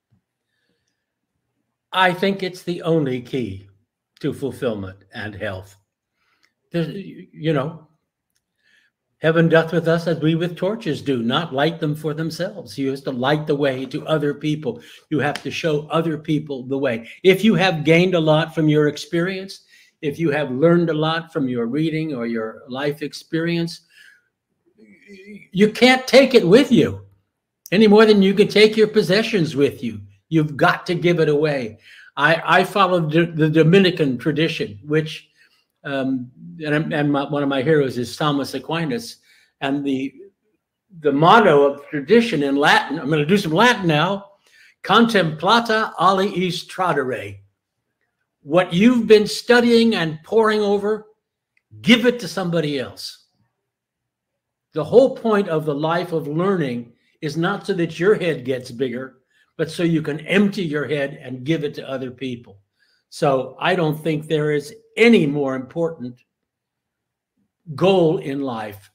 If you have been as fortunate as I have been, my life has not been full of hardships. I've had a wonderful career in 2 different disciplines. I've learned an enormous amount, but what am I going to do with it when I'm 6 feet under? That learning isn't going to help anybody. The only value to learning is that it can be passed on. That's what the human experiment is. You know, we are born with very big brains, but we're the most unprepared animals ever to be born, because the point, and that's why our mothers have to go through such pain, because our brains are way too big. The point of being born unformed is so that the culture can form you. So that you can learn things. You don't have to operate on instinct. Which is a very limited little small area of knowledge. In fact, we are able to understand almost all the secrets of the universe because we start from as an empty tablet, as they say, as an empty chalkboard. But that means that people have to give us information. And that means that we are required to return the favor to humanity and pass on what we've known to the next generation so they can be a little smarter than we were and live a little better lives than we were, and they can pass that on to the next generation. You know, I agree with Dakin on that, and I don't want to reiterate everything he said, but, you know, life becomes better when we share knowledge. When we help others to achieve, to be better. The community becomes better, becomes whole, you know? And Dakin, might surprise you, I was taught by Dominicans also at Providence College. We had Dominican fathers there, and they were excellent teachers. but helping others is something that we're taught at a very early age. At least I was, and I'm all about young people. I'm all about community, being successful, and so I want us to have a better world. And I think when we're able to help each other, then we make it much better for each other. Yeah, I think, as you said, Ari, the greatest coaches, the greatest teachers, the greatest leaders in any discipline, besides their ability to communicate the skills of that particular discipline, they are life coaches. They teach people how to behave, how to be better people, not just better point guards. You know, very well they said. Teach them to be better people while they teach them to be great point guards. The word success, is that a word that sometimes maybe perhaps gets lost in translation? Do you feel the word success? I mean, somehow we've attributed success to something monetary, right? Something rewarding from a financial standpoint. But success is much more than that, right? Success is much more than someone's bank account. Would you guys agree? No question about it. We can't always measure success by dollars and cents. You know, it sometimes is how we go about doing things, you know, how we help others achieve. Yeah. I think it makes us better people. Also, success from the Latin root simply means what happens next. It's what happens next. Then it becomes associated with what happens next that's good. But the fact is, the word just means what happens next. After you do all this, what happens next? And we always have to be aware of the results or the effect of what we do on other people, I think. So I think if we think of success more as taking the next step, sure, rather than stopping and sitting on your laurels. Success imposes an obligation on you to make sure that other people can also take the next step. Yeah. And maybe that's why bringing this up, I think, is so very important. I know some of our viewers who send messages out, guys and gals and pals, stick around. I know that the struggle is real for some of you, but guess what? You're here. You're part of this amazing, positive community. Maybe the most important conversation you can have is the one with yourself, and create a good future by creating a good present. Don't fix problems. Try to fix your thinking, and then the problems sometimes fix themselves when you fix your thinking a little bit.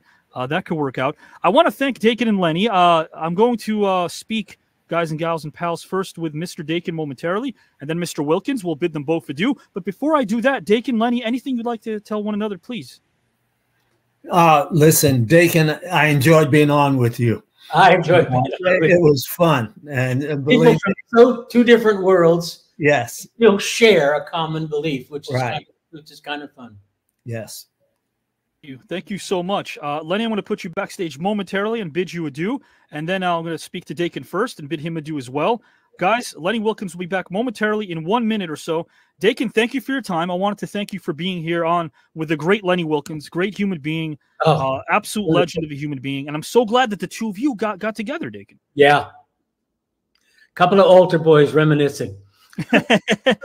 Dakin, we have Masterclass coming up in the fall again, our next our series of incredible conversations. We delve into the world of the Bard, but also storytelling in general. Are you looking forward to that, my friend?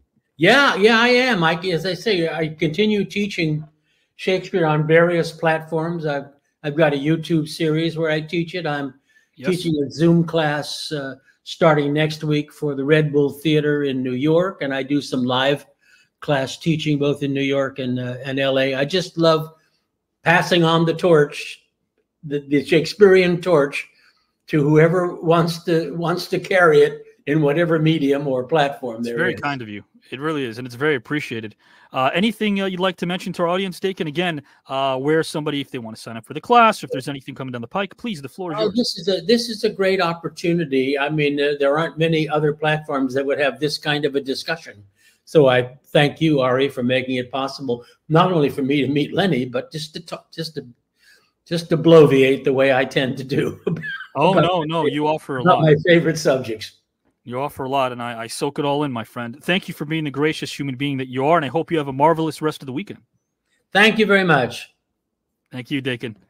The great Dakin Matthews. What a great human being Lenny he is, and I'm so glad that you and Dakin got a chance to meet virtually here as well, Mr. Wilkens. Well, it was a pleasure, really, to hear him and have similar backgrounds. You know, the Latin, the altar boys, the Dominican fathers, all of that. You know, it's a small world we live in. And anytime that we can make it a better place for each other, we need to keep that in mind. Lenny, there's so much that you're doing right now when it comes to, like you mentioned, the youth. And there's also, of course, so many people we can reach through this medium, in person, live events, speeches. If you'd like to fill in some of our audience members on a day in the life of Lenny Wilkens, feel free, my friend. Well, you know, I get involved in a lot of things, Ari. I just gotten back from Vegas, where I was with the Olympic team, you know, past Olympians. I coach the 92 team. I was assistant coach. In the 96 team, I was the head coach. And we wished them well and sent them off to London and Dubai for exhibition games. But and I have some speaking engagements that I do. So I enjoy that. I enjoy people. And but in addition to taking care of things around the house, I try and stay a little busy, not too busy. I have to say this. When 20,000 people greeted the 79 Sonics when you guys got off that plane, what a feel. 20,000 people who are telling you, thank you for giving us so much to look forward to. A beautiful feeling, right, Lenny? Yes, it was a wonderful feeling. They didn't tear down anything, burn anything. You know, they were there to celebrate the win, and that was important. Well, I'm going to celebrate you and what you stand for all the time. You have a friend in me, my friend, from the heart. Lenny, do you have a nice time? I had a good time. Thank you so much, Ari. And you guys take care. You got it. Have a great weekend, my friend. Okay. Thank you so much. Thank you, Lenny. That was a match. That was topic 2. And go ahead over to our YouTube channel now and type your votes in there. www.youtube.com/@the-new-network. We want to see your votes over there. You can continue commenting on Facebook after you put your votes over on YouTube, but head on over to that YouTube channel, type in your vote. We want to know who you want to see advance to round number 2. This might be one of the closest and toughest of all. I know we say that every week. I have found both of these men very relatable to many of my own life experiences, and we all come from very different worlds and walks of life. This is one of the most relatable matches for me. I can recall one of the other ones was David Faustino and Kelly Packard. Awesome. You can vote now on Facebook as well. So get your votes in, Facebook, YouTube. We want to see your votes in the comment section. We are tallying them. We are keeping track of them, but get those in either on Facebook or YouTube. Facebook is a great place to be to get those votes. You've been there all night commenting. Let's see who you, the engine that makes this thing go, would like to advance to round number 2. So Johnny, Ramon, Brian, Lester, Larry, Allison. Meet us over on Facebook as well. Alexander, yes. So, topic number 2. And also stay tuned after the voting as we're tallying, because there's much more show to come after this. We have just finished topic number 2. We want to see those votes in Facebook. And if you're only on YouTube, we can see that there. If you're on both, let's see them in Facebook. Tyler, I want to hear more from Dakin. Tyler, I absolutely agree with you. And you can hear more from Dakin in the fall when Masterclass returns, which will also be on our YouTube channel live. But Tyler, I need an official vote from you. So please type in who you are voting for. Chad, I'm going to vote for Lenny in topic number 2. Thank you for that vote, Chad. We appreciate you so much for being here and voting on both of those topics for us this evening. What a question. Tyler votes for Dakin. Thank you for clarifying that, Tyler. We appreciate your being here very much. Definitely vote here on Facebook. Allison is putting her vote in for Lenny again. Thank you, Allison, for that. I am watching the tally back here, and it is close. Julio! Man, this was such a tough one to judge. I know. This round, I have to go with Lenny. I loved his points he just made, shot after shot for round 2. Thank you so much for that vote, Julio. Jamie Sparling, thank you for joining us again. Also, congratulations on advancing to round 2 last week, Jamie. That is amazing. You vote for Dakin. That is awesome. Thank you so much for being here. Michelle Gates, round 2, Dakin. That is another one for Dakin. We are really close. I'm seeing them back here. They are being tallied. It is so close. Remember, our judges' votes are worth 3. That is myself and Howard this evening. Those are worth 3 points, so that could make or break somebody. So if you want somebody to advance, get your votes in now. Type them over on Facebook, on YouTube. Comment about why you're voting the way you do. You can make that a separate comment if you want. That would really help us out as well. But get your votes in now. And I have to give my own vote, which, how can I even judge when they both resonate so well? Dakin leading in with being the only way. Lenny agreeing. They're not very far off on this question and on this topic and on their points. You can see they both love the younger generations. They both love teaching. They will both want to pass on their knowledge and expertise. And only because he was slightly more detailed. These conversations keep getting more and more interesting each week. I could not agree more, Jamie. I am right there with you. There are so many that I want to replay and so many that I want to see again. And luckily, I will be able to when all of their talk shows return in the fall on YouTube once round 2 begins. It is very close right now. I am going to vote for Dakin Matthews for topic number 2. He was just a little bit more detailed, so my vote is going to Mr. Matthews, but both did fantastic, and I could not imagine a better conversation in this tournament than the one we had tonight. Howard, your turn. Man, again, I couldn't agree with you more, Giselle. Both men went deep, swam deep, intellectually, mentally, spiritually. I mean, we're talking about Dominican fathers, how they both had the same upbringing. That was kind of beautiful to watch. But again, guys, really quick, again, we could vote on Facebook as well. So keep putting in your votes, and you can comment also on Facebook, guys. Again, continue to, get your friends involved, get friends, family, just get it all. Larry, Dakin has inspired me to begin sharing what I have learned. Yeah, I mean, that's the name of the game. Why hold on to something that, hello, just tapping in.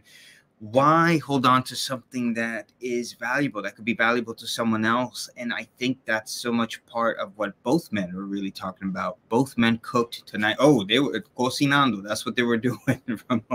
They were definitely cooking. In Spanish, we call it cocinando. Cocinando con pasión. Cooking with passion.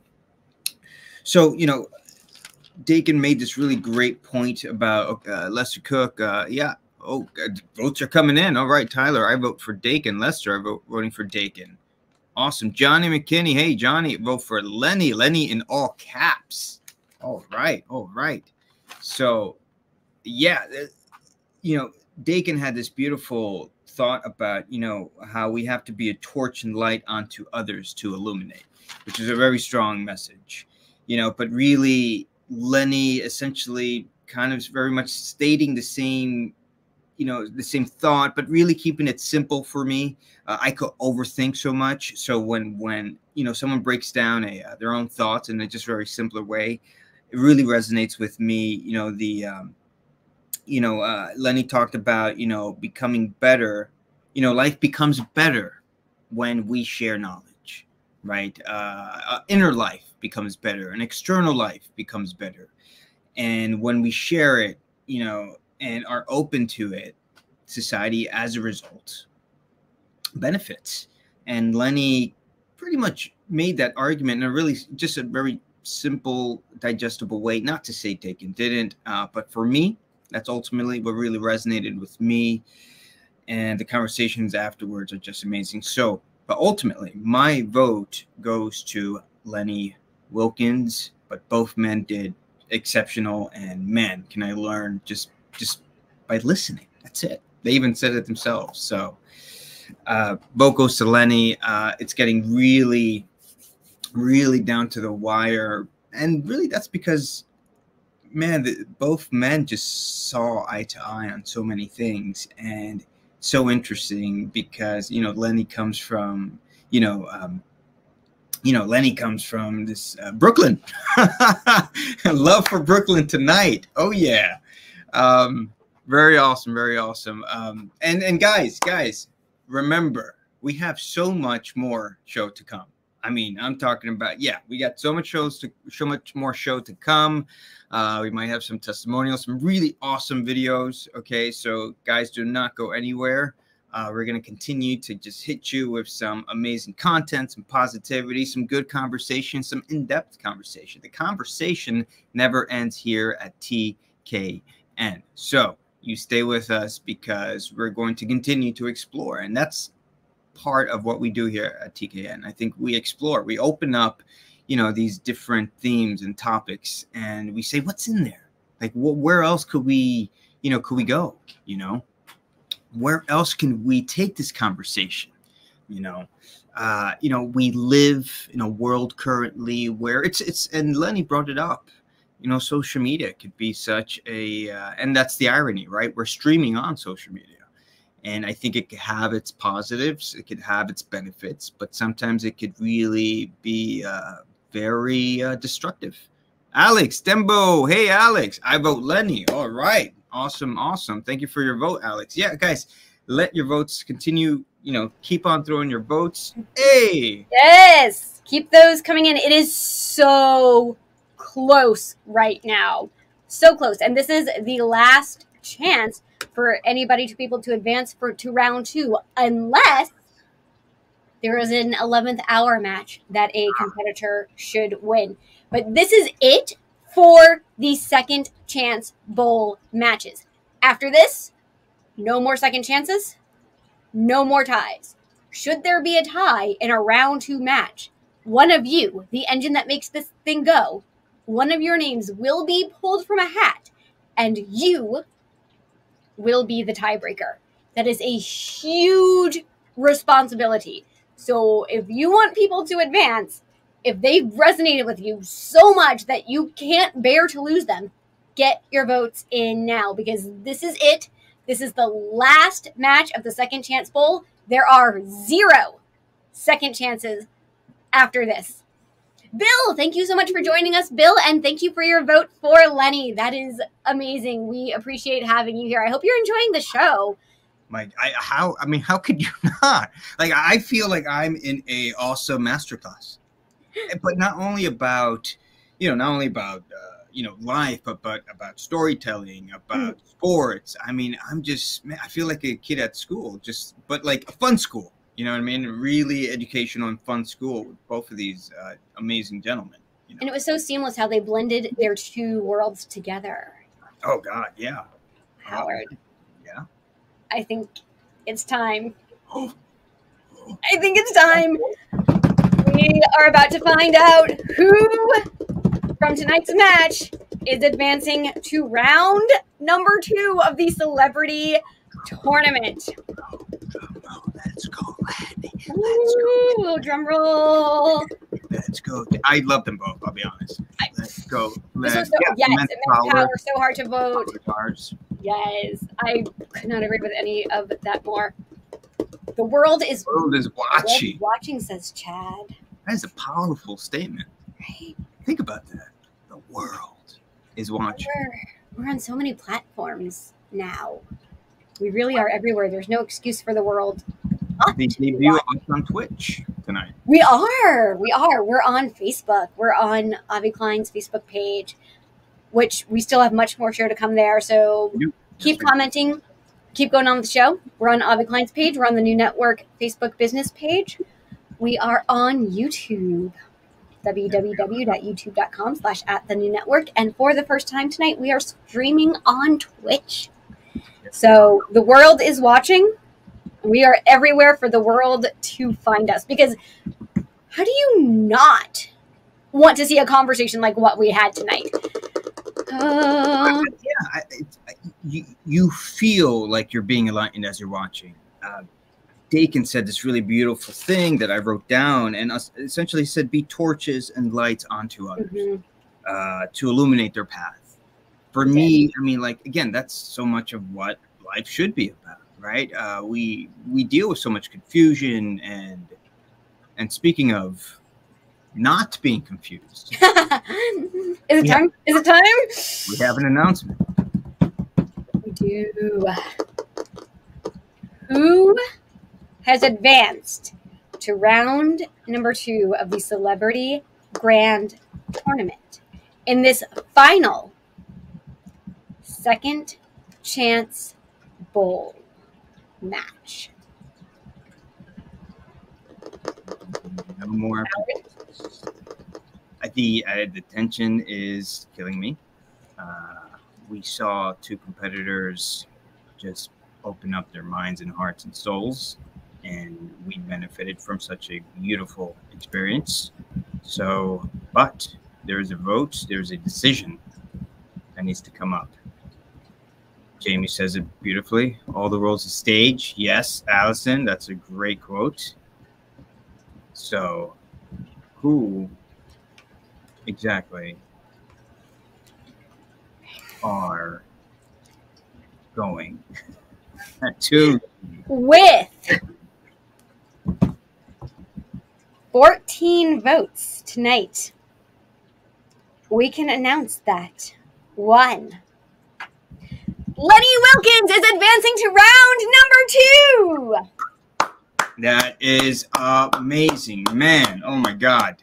It's, I mean, just that's, I mean, wow. And also, with 14 points, we can announce that 1, Mr. Dakin Matthews is advancing to round number 2 of the Celebrity Tournament. Congratulations to both gentlemen for huge thank you for joining us tonight, and congratulations for advancing to round number 2 of the Celebrity Tournament.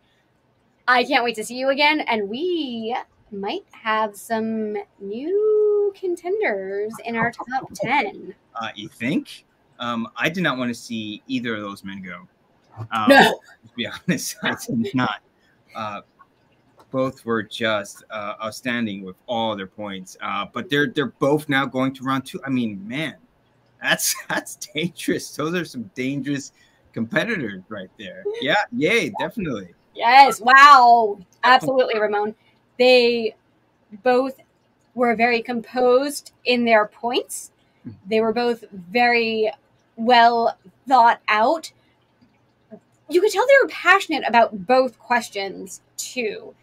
Sure. Their thoughts flowed so well, and they had so much substance to back it up with. They were able to personalize. Oh. Hello, Mr. Klein. Can you guys hear me? Yeah. All right. I want to talk to the engine first. Engine, we love you. Number 1. Number 2, comment on Facebook. Let's get those comments in. We have a streak over 1,000 comments per episode on my Facebook page. Keep commenting on Facebook, guys and gals and pals. We are also on YouTube. We right now have over, as I look here, 1,198 on YouTube right now, watching live. Guys and gals and pals, we appreciate you, but remember, don't go anywhere. We're asking you as we speak. Look, Giselle's multitasking. You can hear her hitting that keyboard. We're messaging people. We're letting them know you should do the same. There is much more show to go. We have a bevy, a plethora, a smorgasbord, if you will, of great content tonight. Tonight, we're not done. But what is done is the Second Chance Bowl. Guys, every single step we took with precision and care has come to fruition. Every single step we've taken has come to fruition. We just talked about this, yes, just before the episode began.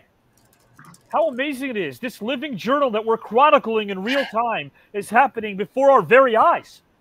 I surmise, guys and gals and pals, we just had the voting process, it seems like, for the Second Chance Bowl. It just seemed like yesterday that we were voting for Lenny to be in the Second Chance Bowl. We were voting for, Todd Bridges, everybody who's in the Second Chance Bowl. Guys and gals, there were mystery people like Jamie Sparling, who's in round 2 now. Dakin Matthews, who hasn't competed since December of 2022 and never lost.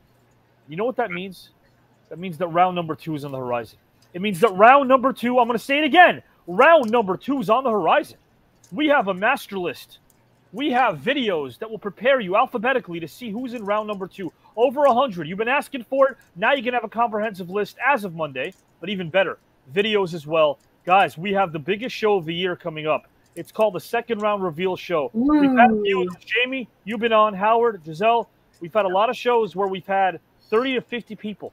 This one's going to break records with the amount of guests. We're going to have second rounders find out in real time who they drew. So when Mark Henry shows up, I'll simply say, Mark, here's who you're drawing, and I'll draw his opponent, and he'll find out in real time who he will draw. He will find out in real time who he will draw. I will do the same for my match. Guys and gals, over 100 people will find out in real time in a few weeks who they'll be drawing. Chad, you're round 2 as well. Many of you are. Who will be your opponents? You'll find out. You'll dress up. You'll look very, very swank, which means very, very sophisticated. You will show up there, and there'll be over 60 of us finding out. That's the Second Round Reveal Show. But next week, if you want to know what we have in store for you next week, you got to watch the outro, because the outro has a very awesome Easter egg slash flyer at the very end of that video. You'll know what we have next week. Another matchup. What could it be if the Second Chance Bowl is done? And remember, a lot of people that lost didn't get a chance to make it in round number 2. A lot of individuals who are great. I mean, God, Robert Davi, so many people did not make it. So in round number 2, unfortunately for some, there will be no ties. There will be no ties, guys. In case there's a tie, the only ties you'll see will be the ones I wear.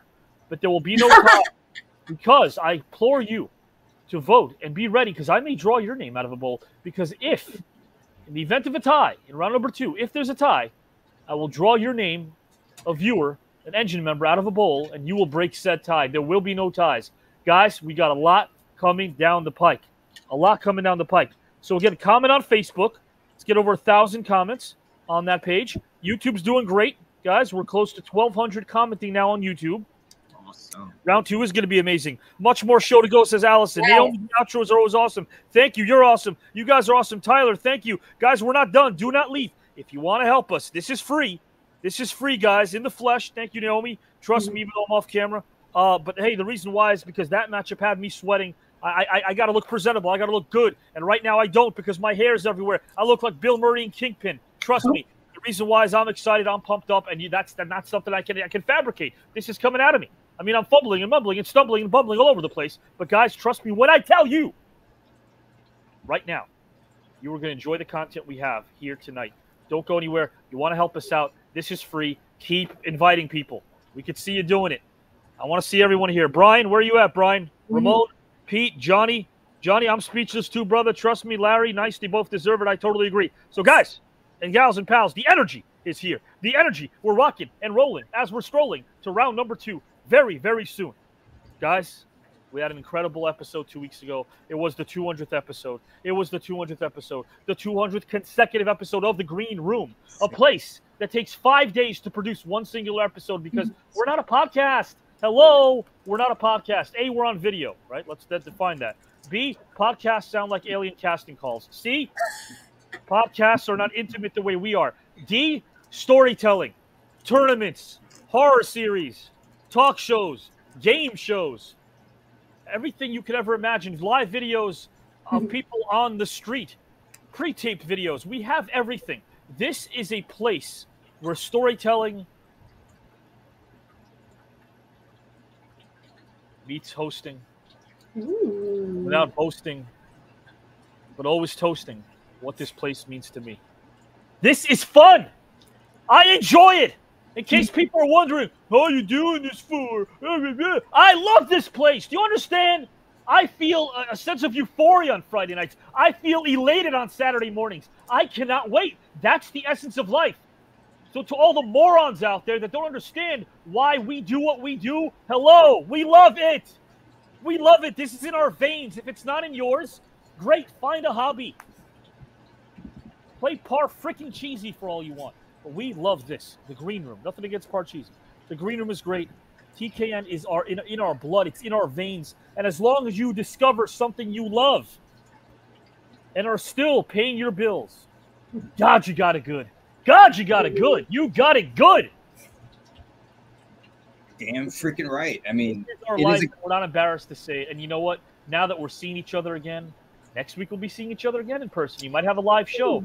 Guys, everything is coming up roses, and we are bragging about that because we are doing something positive. We are spreading positivity across the world. And if that means that maybe just one small contingent is watching, great. If that means the whole world's watching, great. Either way, we sleep well knowing that we're not trying to go viral by selling our souls. No, we might go viral by putting out messages that deserve to go viral because they can help people on a long summer day, on a cold winter night, on the dog days of February.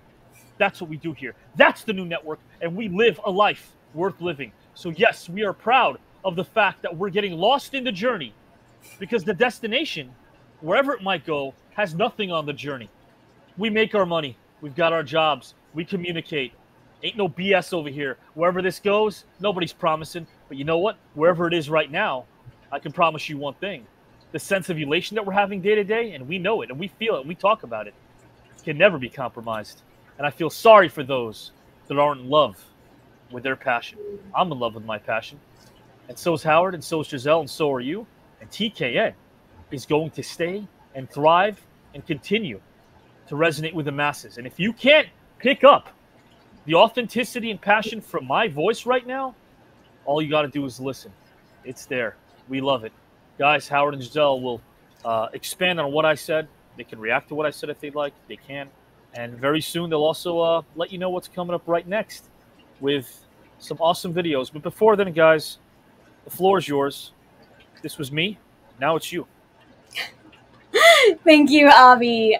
And really could not agree more. I fell in love with storytelling at a young age and could not imagine anything better. And how could you not love something like this after the conversation that we had this evening, that we all witnessed, that we were all privy to? Well, one of the things I think why I love that quote about being light unto others is that when we're doing what we love doing, whether that's storytelling, whether that's playing music, whether that's teaching a class, whatever the case is, right? We are finding a way to make the world less confusing for someone else, right?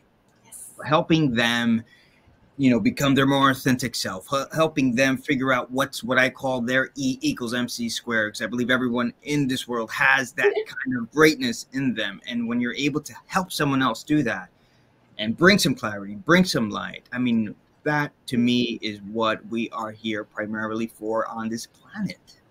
And they love it so much. It's not just us saying we love it. All of our competitors, all of our luminaries, all of our celebrities, 119 Hall of Famers from the world of sports and pro wrestling, plus Oscar, Emmy, Grammy, Tony, AMA, WGA, Golden Globes, award winners and nominees, and Olympians cannot be wrong. They want round 2 to begin because they love this format. They want to come back on because they enjoyed their time so much while they were here. They can't wait for round 2 to begin. Yeah. They want to win. We love it, and it loves us back. Absolutely, Jamie. And Chad, I saw your comment earlier, too. You can learn so much by watching TKN. That is also very true. Yeah. Our celebrities want to win. We want to win, too. They want to go to Greece. They want that $13,000. More than that, they want to say they beat everybody in this field. Because have you seen this field? Who it's isn't in this field yet? The talent is, it's like everyone's just like in this, you know, proverbial field, just there with like intellectual machine guns, like ready to go. Yeah, and a lot of machine guns. But guys and gals and pals, again, I'll continue to celebrate you guys because, again, you're here showing up. That means that you're enjoying what we're putting out. And I'll tell you, I get a little teary-eyed when I think of certain calendar dates. And when I think of, you might be surprised by this date, guys, maybe even Howard, maybe even Giselle. Mm-hmm. The date that I'll give you is July 26th. It was a Friday. Mm-hmm. I messaged the luminaries and the celebrities here. Mm-hmm. A lot of them have travel dates. A lot of them are booked 3 months in advance for what they do, which is conventions, which is obviously film work, stage work, family time. On a Friday, I messaged a ton of them, close to 100. I asked them if they wouldn't mind dropping a testimonial video from the heart, unscripted, regarding their thoughts about our 200th episode, which was airing the next day. So I gave them zero notice. I'm always going to be honest here on air. Giselle and Howard saw my phone during our live episode, our 200th live episode. And they saw how quickly they not only obviously said yes, but enthusiastically. And the reason why I'm saying that is because that's not how this industry works. You got to go through people. Not here. Here there are friendships. They mean something. The conversations I have with Giselle, Howard, and the luminaries, Jamie as well, everybody, they're even much more captivating off air, believe it or not. So they said, sure, 200 episodes. That's great. I can't wait, my friend. Absolutely. And then they all sent the videos in record time. Some of them you've already seen. You've already seen Eddie Johnson. You've already seen Mick Foley.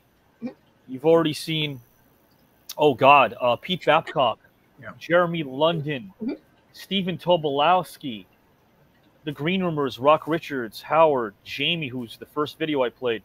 Guys, there was a lot. But there's even more. Because on the 200th episode, I couldn't play all of them because we didn't want to have a 5-hour show. Afterwards, we wanted to enjoy, you know, a little dinner, some steaks, whatever was open in the town we were in. We wanted to poke fun at Pete Sharpie socks. It took some about an hour to put those bad boys on, the Spock socks that I got him. So we had to depart. But there were more videos. And there's even more tonight that we haven't seen. So, guys, if you enjoy the talent that we have here, here are some exclusive, never-before-seen testimonials from other luminaries that are a part of this network and a part of the tournament that are wishing us, again, happy 200 Green Room. In case you want to see some of those that you might have missed from last week, enjoy this video.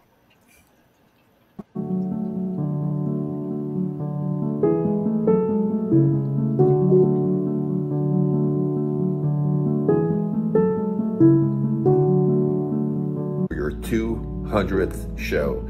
That's quite an accomplishment to be able to put that many shows together. I had the good fortune of being on a number of them with you. Look forward to more in the future. Avi, congratulations on your 200th show. You continue to be a great inspiration to all of us with your creativity, your vision, and your drive. We thank you for all you've done for us. And this is 200 coming up. What a great accomplishment. It just shows the commitment that you have and the understanding of what you need to bring to people. And you do it, you bring it, man. And not only that, the magnetism part, where you steal their heart and you make them want to come back for more and they walk away feeling like they're worth something. What's going on, Avi? Congratulations on the 200th episode. I appreciate what you do. For the culture of education of athletes and entertainers, and I hope many, many more unbelievably successful shows. Good luck, and keep bringing education, entertainment, and athleticism together.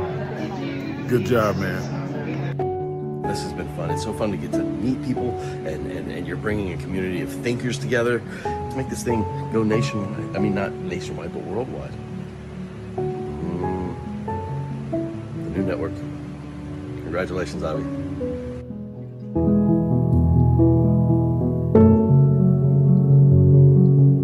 Avi Klein, my friend, I cannot believe that you have produced so many episodes of your now classic program.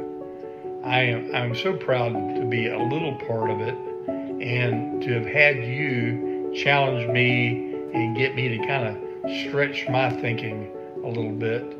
With only 15 Yo, Avi, Tank Abbey here. Congratulations on number 200 and running.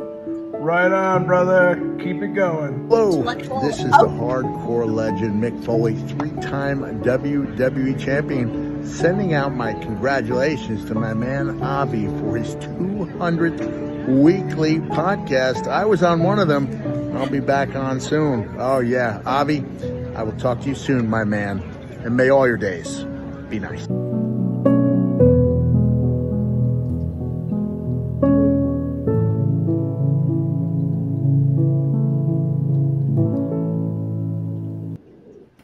Hi, everybody. It has come to my acknowledgement that the 200th episode of The Green Room just passed recently, and I cannot believe that we are here almost 4 years later. It's been a wild ride. I've been watching and supporting, and I've been, a part of this for a long time as well. And I can't take my eyes off of it. I know that a lot of other people feel the same way. What we're doing here, what Avi has done, and the rest of the Green Roomers has been incredible. Going from, just even the skits we used to do, the lake, and then the tournament, and now we have this amazing 119 Hall of Famers, TV, movie legends, WWE legends. It's incredible. And all the topics that Avi has touched upon, and hearing everyone speak their minds and open their hearts and really just accept one another and create these bonds. I don't think there's anything else out there like this right now. And, now we're on YouTube, Instagram, Facebook, all over. So I just hope that we continue to grow and we continue to hit more of everyone's hearts all over the universe, all over the world. We're going to go national with this. So I really can't wait to see what's in store. And round 2 is starting soon.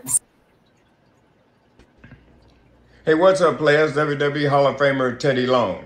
And I want to talk to you a minute about the TKN Celebrity Tournament. That's right. TKN Celebrity Tournament has reached their 200th episode. Now, hey, I've also made it to round 2, so I'm going to be a big part of that, and all that's going to be happening in the month of August. Now, they've got 19 Hall of Famers, Oscar-winning, Grammy, Emmy, Golden Globe, and Olympians all in this tournament, and some of them have already participated. So you make sure you get ready right here for the month of August for TKN Celebrity Tournament. I'll be in it, 200 episode. Congratulations, and hey, I made it to round 2. Holla, player.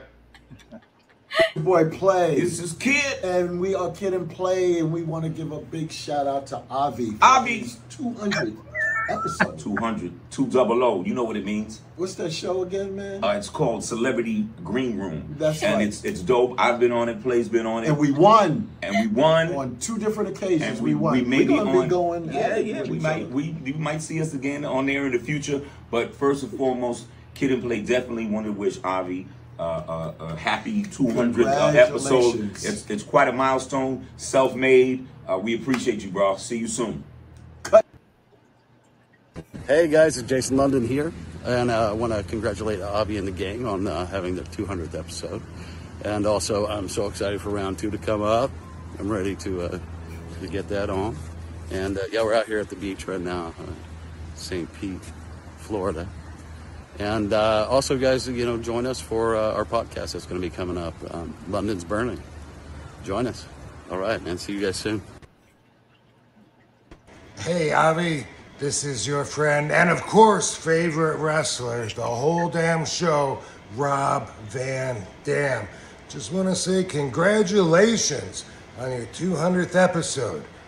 I look forward to returning for round 2 for TKN Celebrity Tournament because I crushed the first round.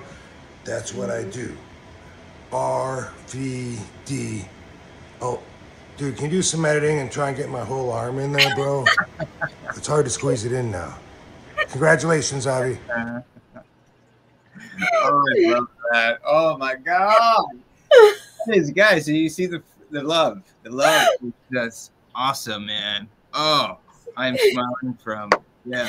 I just no words for that. You know, and let's just point out that, you know, some of these amazing people, life is going on. So we saw them in airports, we saw them in beaches, we saw them in, you know, a golf cart with Eddie Johnson. So they're stopping what they're doing to just take a moment of gratitude for what we've been doing. And that to me just speaks volumes.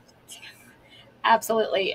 Miranda, thank you. And we love you, and your support means the world to us. You've never left. You're a big part of this. And that was amazing to see. What a great surprise there. Kid and Play together? What? Wait, what happens if Kid and Play are drawn together for a match in round number 2? Really quick from Naomi, I'm so glad I found you guys. Naomi, we're glad we found you. That's it. We're glad we found you and all your amazing comments and all your positivity. But to answer your question, I mean, Kid and Play, Kid versus Play. Mm-hmm. It's you got to have a rap battle somewhere. I think that's still upcoming. Yes, there's going to be. I'll be going to be part of that. Tretch is going to be part of that. Yeah.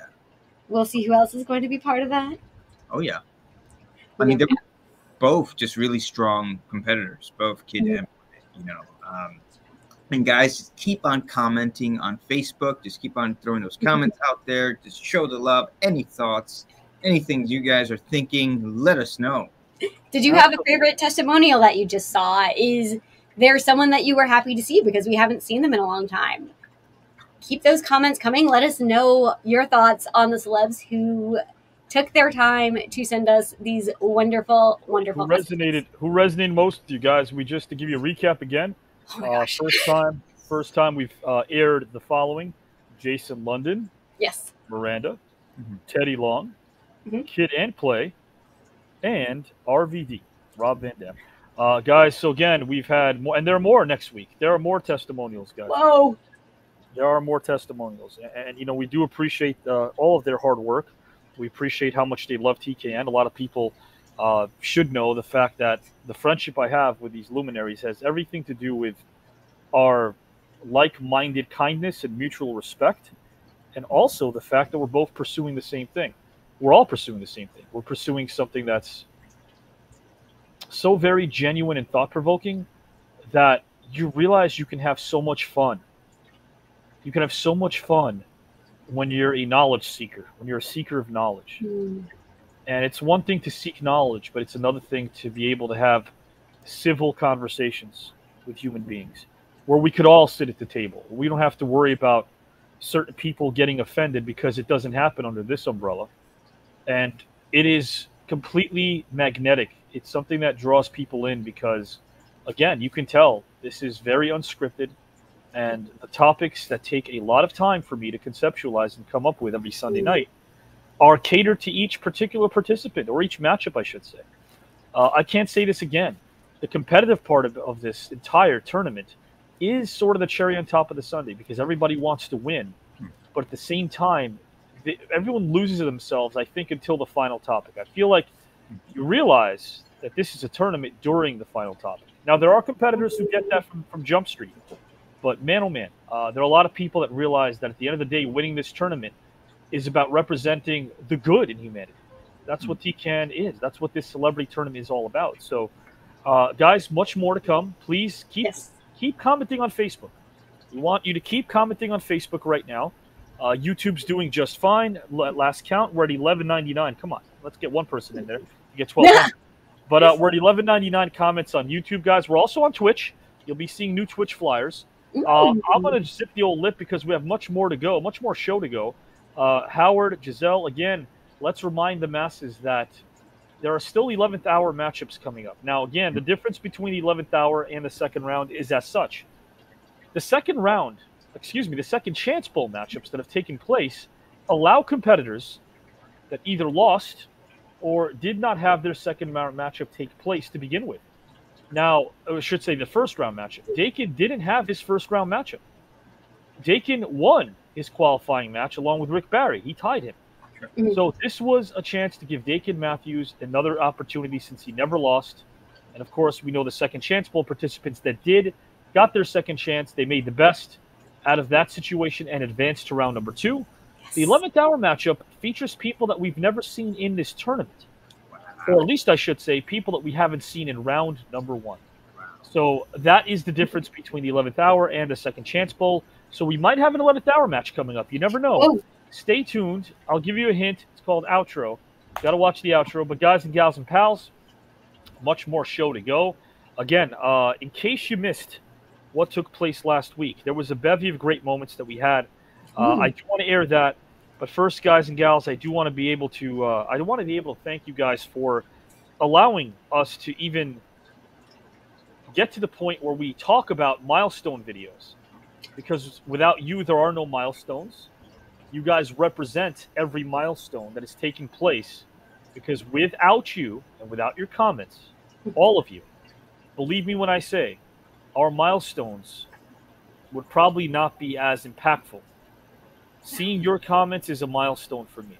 Seeing your exclamation marks is a milestone for me. Seeing you guys show up in droves is a milestone for me. Seeing TKN increase in every which way possible. Metrics, creativity, roster size, every single calendar year is a milestone for me. That wouldn't happen without all of you. In the Hall of Fame as a player, now he's being enshrined as a coach, and he's welcomed by Red Auerbach. You know, if you want to achieve something, it was up to you. That you had to be a solitary bird. The conditions were 5. You know, 1, that it point its beak skyward. 2, that it fly to the highest point.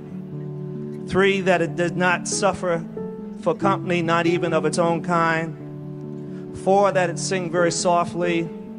And 5, that it had no definite color. And I think that these are the things that help inspire me to believe that I could achieve.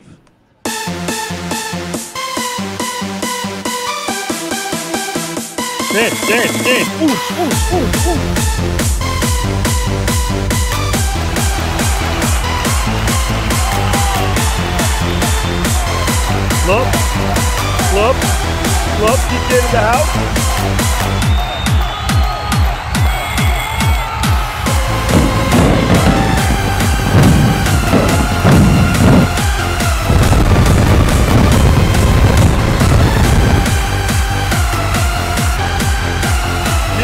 Guys and gals.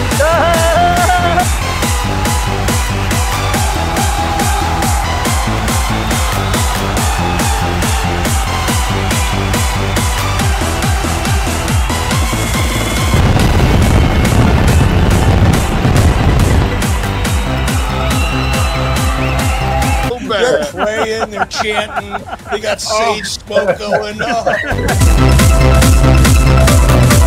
David Faustino and Kelly Packard are here. They are both moving on to round number 2 of the TKN Celebrity. There we go. There we go, guys and gals. Fastest trigger in Jersey. Hey, high five, Greg. They tied each other at 21.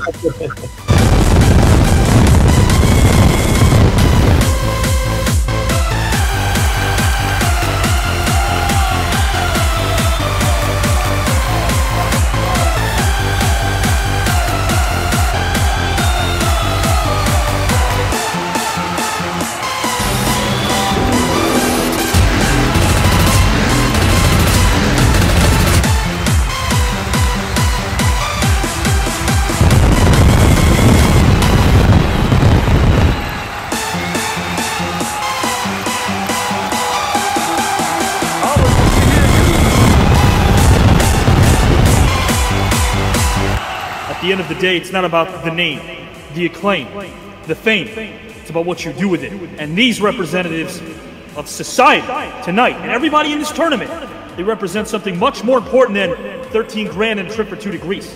They represent humanity. That's what I love.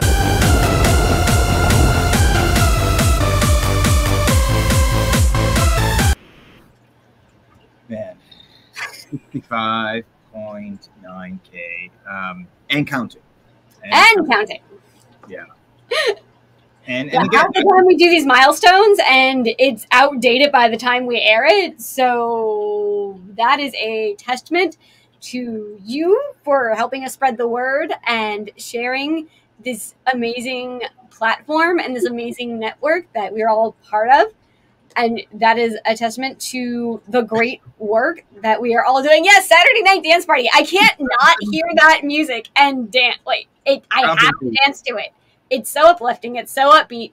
Oh, guys. What's up, you guys would be so proud to be here. Avi, thank you. Gus, we're glad you made it. Thank you for being here. Gus has been with us for a long time. OG, man. OG, Gus. Larry Lemmy, just such amazing energy and positivity. I'm so happy to see Howard and Giselle's faces when I open these shows. You guys just glow positivity. I love it. We love you. Guys. Nick Rome, such an amazing show so far. Talk about something to bring humanity together. That's what it's about, man. That is really what it's about. So, Naomi was dancing too. Yes. Yeah, guys, if you are dancing at home, just record yourselves. Record watching the milestone dancing and send it to us. It could make it in. It could make it in on the Black Box. It could make it in on the Green Room. It could make it in on the live. We have those every week to help us hype up the episodes because by the time Friday comes around, I cannot contain my excitement for the next episode. Thinking about where we were the week before, where we've come from in all of the 200 past episodes, and anticipating what kind of conversation we're going to have for the next week. I got to go live and express that. Yeah. Absolutely. And with 200 plus episodes, there has been some amazing moments. More than some, wouldn't you say, Howard? Oh, God, more than some. And what we like to do here is capture some of those moments on each show and put it in a little package for you so you can watch it. A little video we like to call the top 10 moments of the Green Room. So, man in the back, kick it away.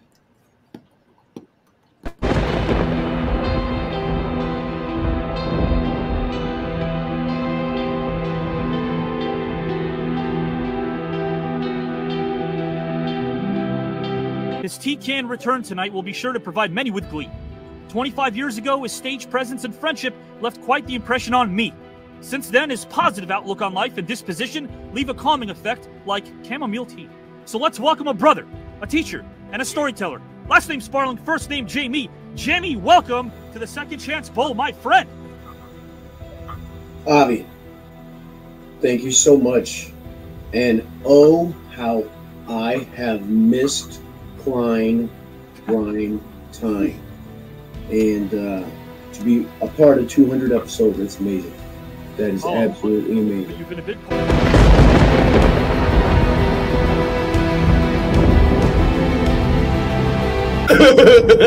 Spirit, but 2, 3, 4. Why can't? Why you can't? I'm sorry. It's just that. Look, this JW guy is in my head. Get over this JW, dude, or get out of the fucking van. I thought that was a private moment between me and my freaking band. So that means that someone recorded that footage. You don't do that. You don't violate someone's privacy like that. That was a private moment between me and my bandmates. And just decide to put a little camera somewhere. Or just hire someone to start recording your intimate moment. He wanted me to get an insight to try to bring you back around. So, I mean, I'm not going to say which person it was, but just know that you don't have the protection that you thought you had. And it's coming down, Howard. And now you're infiltrating that space where people are now going to be worried. Stop it! I'm going to come and find you. Take care of it, JW. situation. Come on. No.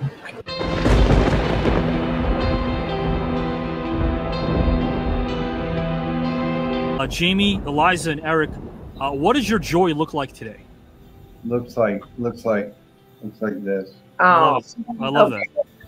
And you know what? You do that even more because the fact that you feel sympathy towards the characters he creates, even the guy in Star 80. Sure. Because he digs into their origin. What damage created the fear that created the scariness of the character?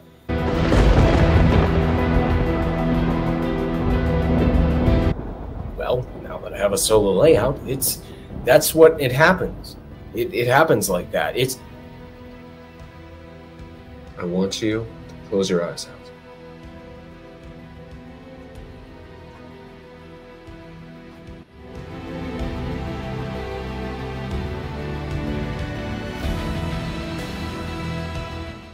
Words won't be necessary when Joe Rositano and Hauser Odlock square off against one another. Very soon, it'll be a first of its kind. The right to host the Black Box, stipulation that will grant Joe Rositano one Hauser Odlock in round number 2 should he win his match and receive more than 12 votes. He'll have to do so. Complete total silence.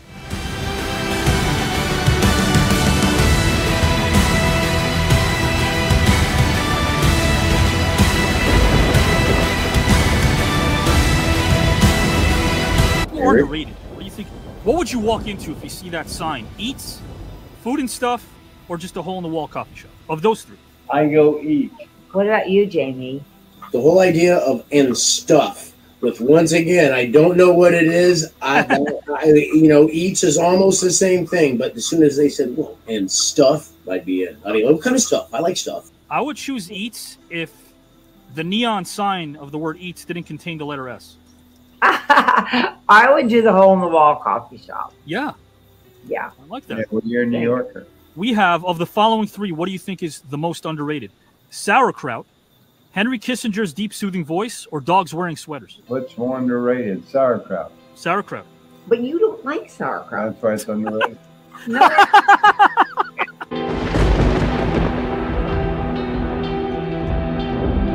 His TKN return tonight will be sure to provide many with glee. 25 years ago, his stage presence and friendship left quite the impression on me. Since then, his positive outlook on life and disposition leave a calming effect like chamomile tea.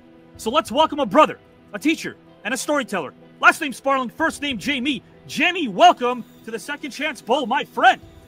Avi, thank you so much. And oh, how I have missed Klein Prime Time. Are you here to win it all, my friend? My wife has never been out of the country, so make no mistake about it. I am here to win, to take my wife out of the country to beautiful Greece. Happy to see everybody, but we're going to Greece, sir. So put your hands together for a warm, humble, talented, multifaceted, versatile, substance over style, kind human being. Last name Roberts, first name Eric. Eric, welcome to the Second Chance Bowl, my friend. Wow, you humble me, you humble me, you humble me. Thank you. and you rhymed. I mean, it's a fiction. Oh. It's unbelievable, Avi. For 2 degrees, are you here to win the whole TKN celebrity tournament, my friend? Why not? Why not? I love winning.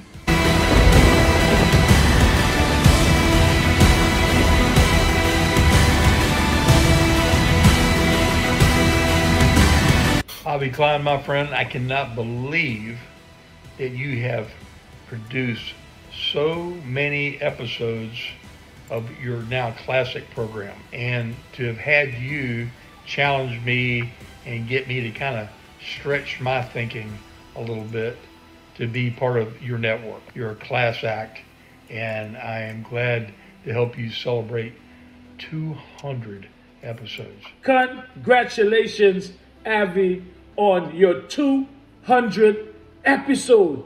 200th episode of the Celebrity Green Room.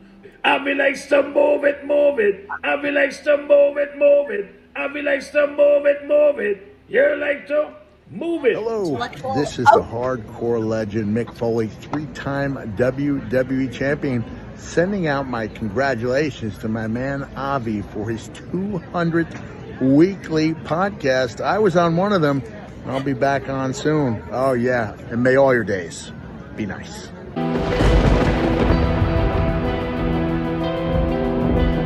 The feathers, Sir Eric gets my vote.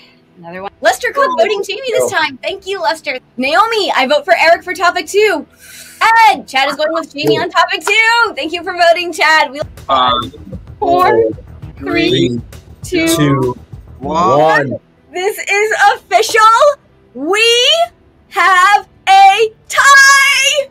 Congratulations to Eric Roberts and to Jamie for advancing to round number 2 of the Celebrity Grand Tournament.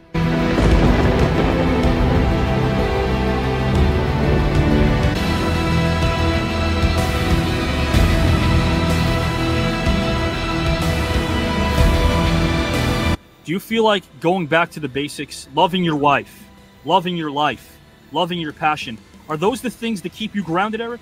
They are. They are completely. And also loving animals.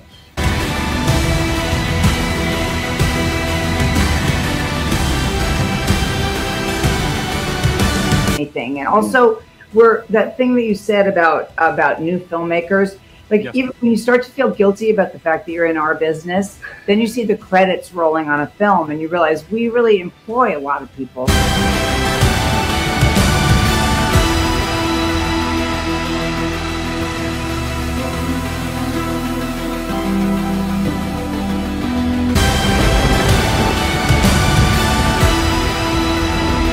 The question I have for you, my friend, is if you had the ability to travel with a historical figure and witness one of humankind's greatest achievements, which historical figure would you travel with and why? And which of humankind's great achievements would you witness together with said person and why?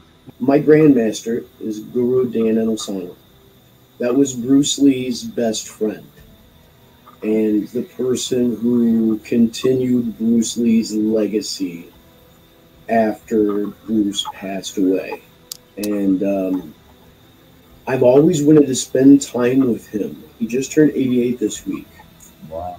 And more than I get to see him and do martial arts with him, and that is the greatest gift. It's humbling, it's amazing. Moments when like the wick of inspiration is lit and he goes, don't care how long you've been training, everybody in the room was like, did you see what just happened? The time or an event that I would like to go to with him, it would be the first UFC when they looked at styles and things were very stylized. Do you guys feel as if being on the same page and kind of working like a well-oiled machine benefits the relationship as well? Absolutely. Oh yeah, it just makes it deeper and more textured and more fun. Sure. And more funny. It adds to everything. One of the things we did together was watch Carl Sagan's series Cosmos, and the beauty of that is, you know, if you look at our infinitesimal planet from his view, and you realize how much life there is out there. Sadly, the movies make it so that if there was a visitation, it's always a war.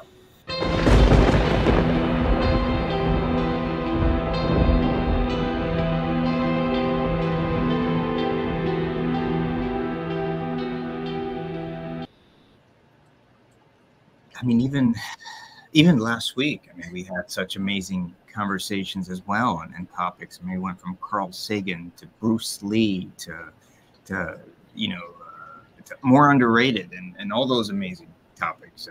Yeah, and that was just last week. I can't believe that was last week. It feels like it was just yesterday because I've been replaying this conversation and this match in my head so much over the week because it was that great. Guys, I can't tell you how ecstatic I truly am that Eric and Jamie are back in it. So freaking thrilled. Absolutely. I am too. Such great conversation. Yes, Chad, we saw that last week. We saw that tonight. Avi's intros always rock. I think they're getting better and better too. Eric Roberts rules. Yes. It takes a lot of work to put those intros together. I mean, the research that Avi has to do on just one specific aspect of their lives, right? And then only that, it's putting it into an actual rhyme, right? And making it engaging, right? It's one thing to say so-and-so was born in 65 and then went to school and majored in blah, blah, blah, blah, but how do you turn that into a rhyme? And I think that is a true art. And I would love to be a little fly on the wall watching how they conceive and write these things. That'll be a video I'd love to put together. So the inner workings of Avi Klein rhyme time. Yeah, there you go. I think that's a 3-parter, personally. At least. Mm-hmm. Definitely at least a trilogy for sure. Yeah, but and our luminaries have done so much, not only in their respective fields, they've allowed themselves to be in the position where they can give back and do. Yeah. Because they want to. We heard it tonight. How often did Lenny and Dakin say they want to teach the next generation? The next generation is the future. We need to pass our knowledge along. We need to pass our wisdom along. We need to pass our learning along. Yeah. Because if we don't, what's going to happen to us as a species? What's going to happen?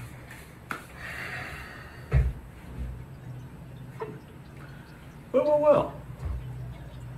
Is that old Marcus Bagwell out there peeking in? It's been a little while. How you doing? Been thinking about you. And to be honest, I'm glad you're seeing this because I want to help you out. You see, I know all the difficulties you have with technology, for one. Probably things like, calendars and clocks and just general announcements. So I wanted to personally let you know, Marcus, that the round 2 reveal show is coming up real soon. And all the round 2 folks are going to find out who they're going to be facing in the next installment of the Celebrity Grand Tournament. Yourself included. You're going to get to see who you're facing. And I know you're jumping up and down. You got the big hat. You're rubbing your hands. You're going, woo, brother. I know exactly how you are. Yeah, you're excited. I can tell it from here. But here's the thing, Marcus. We've got a little history, and I'd love to face you again. I really would. And this is where the help really comes in, because I'm sure that you blinked and you missed it. But see, I myself, along with 2 other folks, we're in round 3.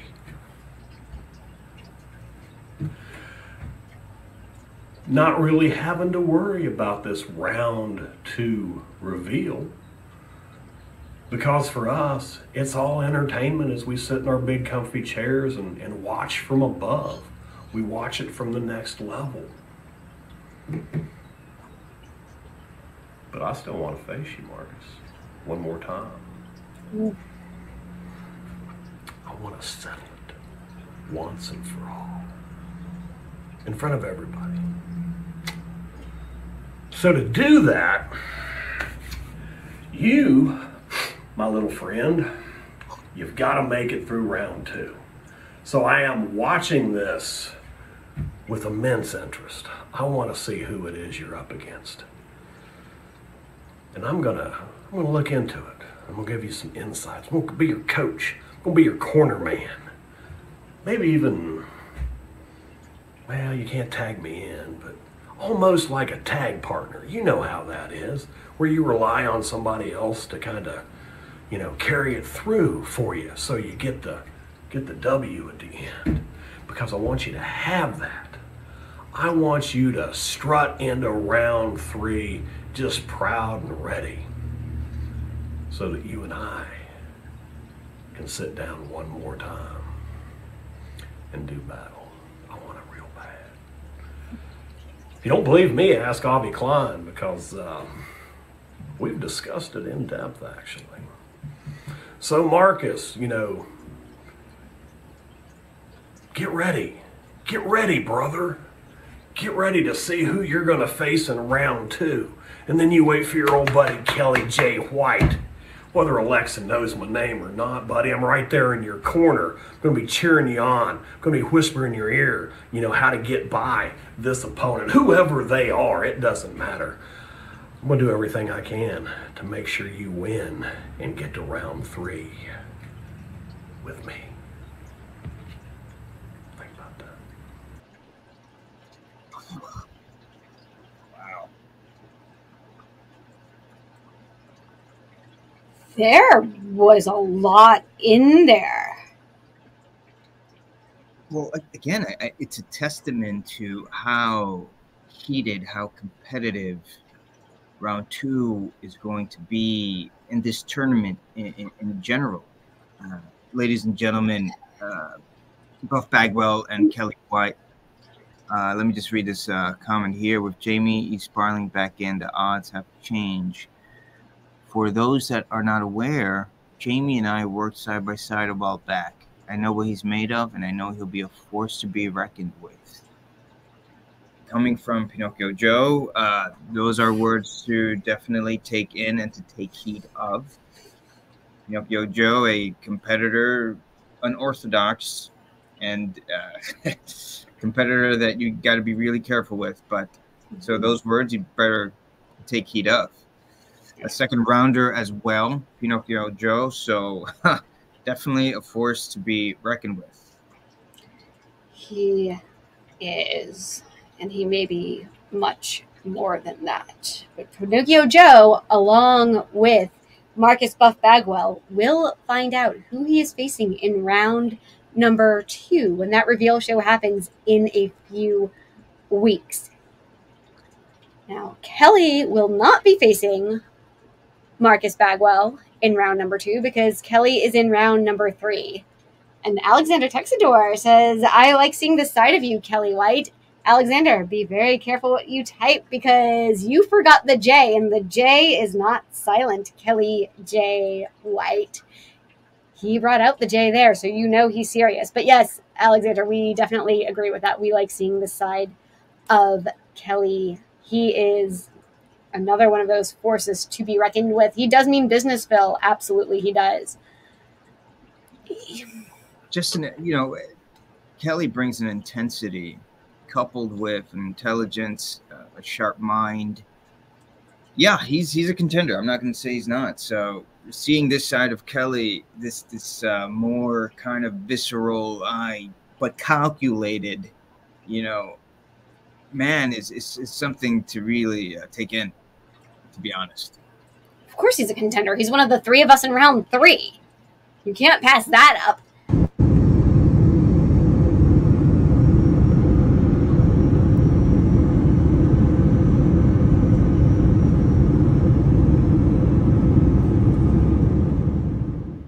Well, hello. From sunny, mostly, Florida. I'm Megan, also known as Gina, also known as Megan, also known as Gina. We'll go with Megan for now. And I am the host of The Bloomosphere, as well as the up-and-coming Megan's Mood. What is Megan's Mood? Well, we talked about it a little bit on a previous Green Room, but I thought I might give you guys a little taste of what Megan's Mood might be like. Since I'm down here in Florida, I'm gonna choose the mood of nostalgia. As I'm down here in Florida and happen to be in my childhood home, nostalgia is definitely strong. I feel really, really blessed that I can still visit my childhood home. I know so many people either move or once they're adults, they don't ever really return to those places. But this is the place that I was brought home to as a baby, that I grew up in, played in, learned in, and come back to. The sights, the smells, the sounds, they all remind me of home. And I'm gonna show you just a couple of little parts about it that also embody what I feel Florida often reminds people of. Florida is, of course, known as the Sunshine State, and we have plenty of sunshine and some interesting flora and fauna as well. Sometimes this fauna, like these little squirrels, will even come up to say hello. But one thing that I remember from my childhood was our backyard. My dad loved to grow things. He made that sign right there, and that's a pineapple plant right next to it. When I was a kid, we would grow so many things in our backyard, from tomatoes, onions, cucumbers, tangerines, plums, nectarines, pears, and that's a mango tree right there. Florida is a special place that has a special place in my heart, whether it's sunny or there's liquid sunshine, a bit of rain as well as the sun. But either way, it's home. Where in your life do you find the most nostalgia? Share it in the comments. We'd love to hear. And wherever you are, I think it always holds true that home is where the heart is. Till next time. I think we can safely say that was definitely Megan there today with a wonderful segment that will appear on The Green Room, Megan's Mood. And if you recall, we all had our own little segments at one point, and I believe those will be coming back shortly. So never fear, we will keep learning about unsung heroes, and we'll keep learning about Megan's Mood. And yes, Miranda, thank you for joining us again. We saw your tribute earlier. It was wonderful and amazing, and round 2 is going to be tough. And Allison Wheaton, that was so good, Megan. It was. It really was. Let us know what you liked about it in the comments. And like Megan said, what makes you nostalgic? Where's your nostalgia place? What brings you back to your favorite memories? Do you have a go-to memory that makes you smile, that you like to live in when you're not feeling as upbeat, as happy, as well as you could be? We'd love to hear what some of those are, and maybe we'll be able to showcase those comments either on the Green Room or the Black Box one day. And really quick, speaking of childhood, I do recall you not liking tomatoes. Was that a thing even at childhood? You didn't like tomatoes? Oh yeah, they're gross. I don't have a problem with other people eating tomatoes. I do not like the taste. Even as a child? Disgusting. Even as a child. Gotcha. Well, you know what? That's Megan. If you're listening, bring a tomato back from Florida. I'll take one of those mangoes though. Oh, there you go. I'll definitely do a mango. Yeah, we actually just we made a mango chutney, spicy mango chutney over here. Delicious. First time making a chutney. Really great. Throw it on some English muffins. Throw it on. Ooh. Oh. My nostalgia is taken in the Knicks games of the 90s when they actually won. Wow, I might go to press watch reading this. I like winning. You hear that, Howard? Ooh. But if you beat JW, I'm eliminated from this tournament. We can't have that happen, can we?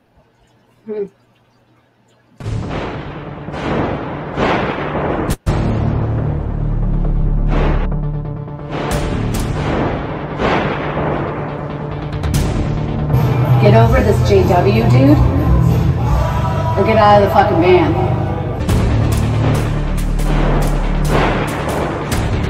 He wanted me to get an insight to try to bring you back around. So, I mean, I'm not going to say which person it was, but just know that you don't have the protection that you thought you had, and it's coming down, Howard.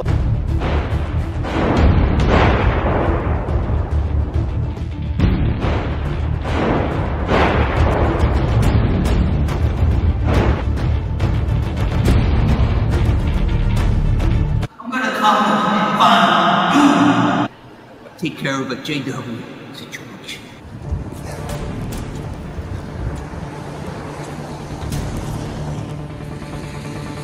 Excuse me. I'm sorry to bother you. I know it's gonna sound strange, but have you, by any chance, seen this guy? His name is JW. No. His name is JW. He has this like gregarious way about him. You haven't seen him? Doesn't familiar. You sure? I don't think so, no. You haven't seen him like around, anything like that? Like just walking on the street or? Doesn't look familiar to me. Okay, you sure, right? Yeah. Alright, thank you. Yeah, thank you. Excuse me. Have you seen this guy? No. You haven't seen this guy? No, I don't know No? who that is. JW? No. He's usually kind of gregarious, happy-go-lucky guy. Never seen him. Sorry. Never seen him.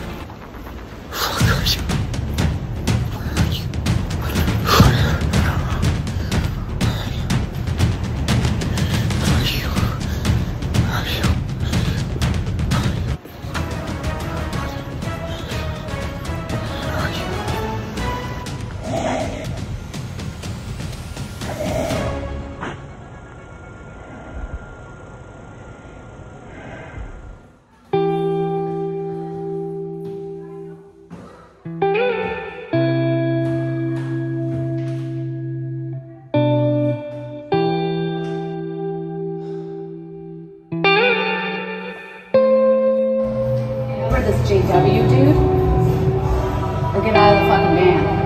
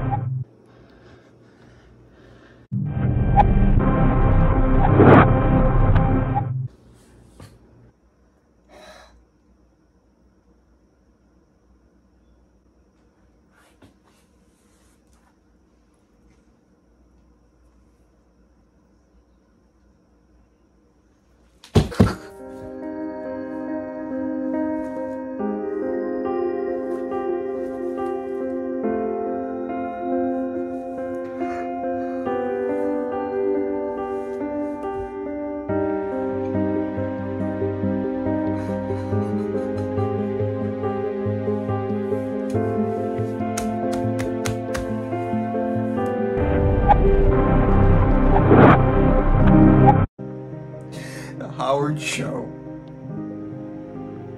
is my response to a divisive society.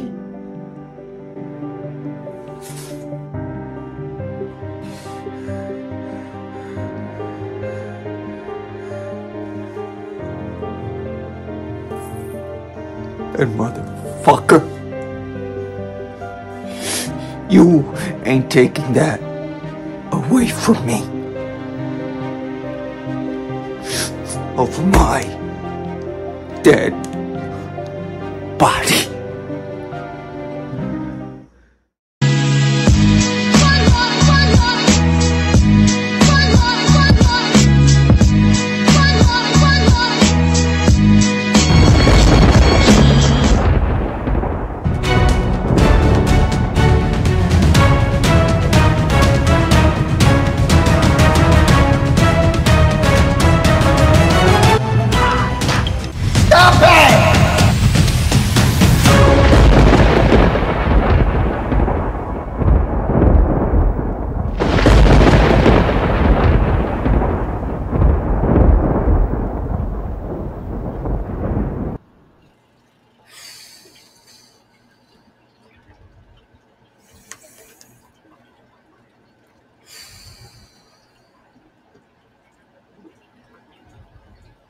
We know Howard is facing JW in round number 2. Yes, Julio. JW is living in Howard's head rent-free. Howard, you look like you have a lot of supporters here in the comments. But as we all know, we can't vote based on who we like more outside of the competition. And whether you win or lose, something big will be lost for you. You either lose your show or Avi's out.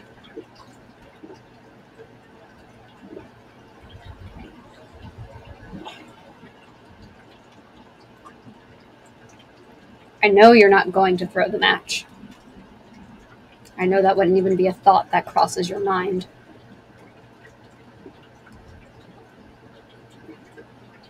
How could I look at a brother in the eye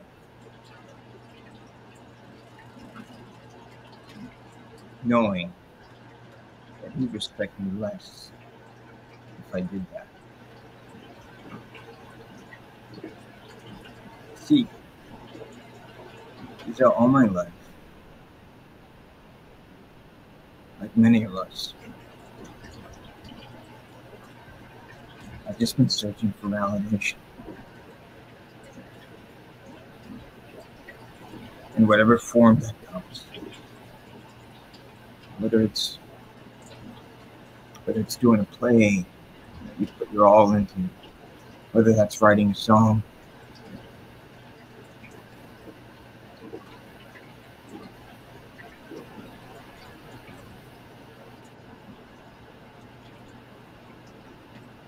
and at the end of the day,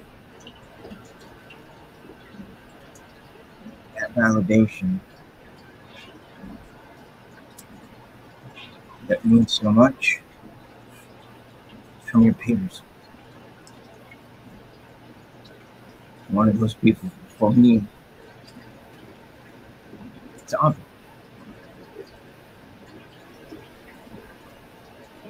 But he's more than just the peer.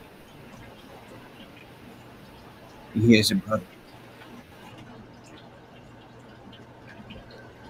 No week ago, I got an opportunity to finally look into my brother's eyes, who I had not seen in 20 years. Give him a hug. Sit down, eat a meal with him. Drink some coffee, as he told me I drink too much coffee. Create with him. Take direction with him in the same room.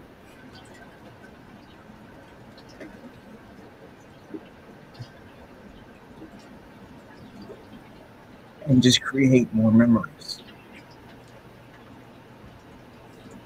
Because that's all we have at the end of the day. Memories.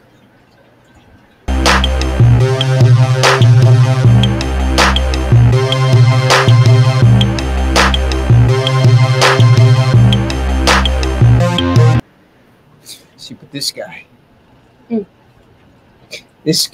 is what motivates me to want to gain.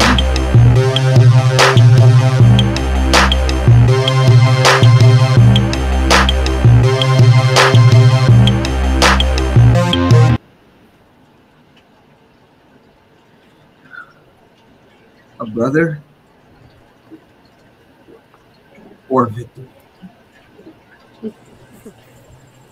Wow, that's interesting. I, almost have to give you props for that. You actually had the cojones to show up in my neighborhood.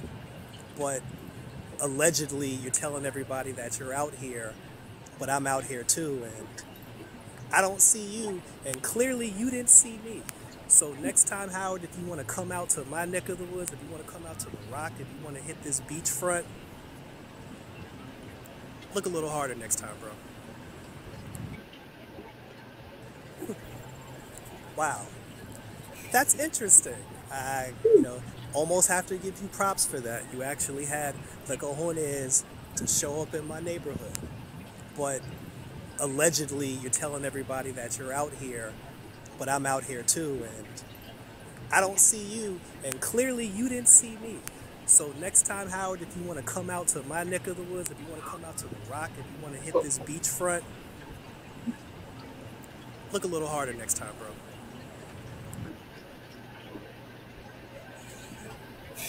JW, hermano, tú me digas el día, tú me digas el tiempo, y tú me digas a dónde. You tell me the time, you tell me the place, and you tell me where. Because you do not want to corner an animal, bro. And that's what I'm feeling right now. Like I don't have choices. I got to choose a brother or a victory? How do you choose between those two things? One is your heart. My brother is my heart, mi corazón. A victory lifts my spirits, validates my worth, validates my voice. And you want to take both away from me? How do you think I'm going to feel? So you wanna name a place, a date and a time? Vamos, coño, vamos a hacerlo. Let's do that. I don't know. Cause I don't know. I'm just thinking outside here. Cause maybe if you get eliminated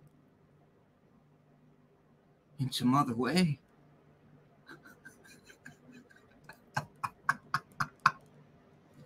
I don't know. Maybe it solves the problem.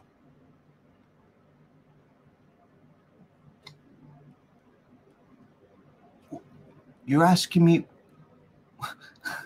was that a threat? Are you seeing this? These silly second rounders caught up in some... I don't even know what to call this right now. You're seriously laughing? Are you serious? I'm sitting pretty over in round 3, Howard Collado, and you have to deal with this nonsense in round number 2? Are you sure you can handle it? Look. Are you sure that facing JW... Hey folks, I'm out here. I've been, like you saw in my last video, I was on my way to Giselle's neighbor, and guess what? I'm in her neighborhood, and I think I got my microphone ready, folks. But yeah, I think he might know Giselle over here before. Looks like he's gonna go. Let's go. Let's go. Sir, sir, sir. Hi, nice to meet you. I'm Pete Sharpie. Nice to meet you. What's your name? Al. And do you happen to know a Giselle? Yeah. Does that look like Giselle we're talking about here? Take a closer look. It's not a great photo. It's not a great photo. Yeah. That look okay. Folks, it's been confirmed. It is Giselle. So you know Giselle. That is correct. Yeah. Okay. I'm sure you often see her around here. You might have had a conversation with her, but did you watch her matchup? Remember there's been a couple times we debated, and I know Giselle won those matches, but I've been interviewing people lately, and they were saying that, hey, no, Pete, we witnessed you winning those matches. Can you confirm that I won, or did Giselle win those matches? Well, I think I confirmed that you won. There you have it, folks. It's confirmed that I won that match. I mean, it must be that Mandela effect that everyone's talking about. So, one more question. Just repeat after me, okay? And you're gonna repeat with your name. I, Alf. Witnessed. Pete Sharpie. Annihilate. Giselle. Both times. Folks, out of his own mouth, I annihilated Giselle twice. I mean, it's not kind of how I recall it, but I mean, I'm going after multiple people here, and it's just the same over and over again. Pete won those matches. I mean, I don't know what to tell you, Giselle, but here you have it, folks. That's my interview out here in Giselle's neighborhood. Giselle's peers, they all know her, as it's been confirmed, and there you have it. People are saying I won. I don't know what to tell you all, but enjoy the rest of your green room. Bye-bye, folks.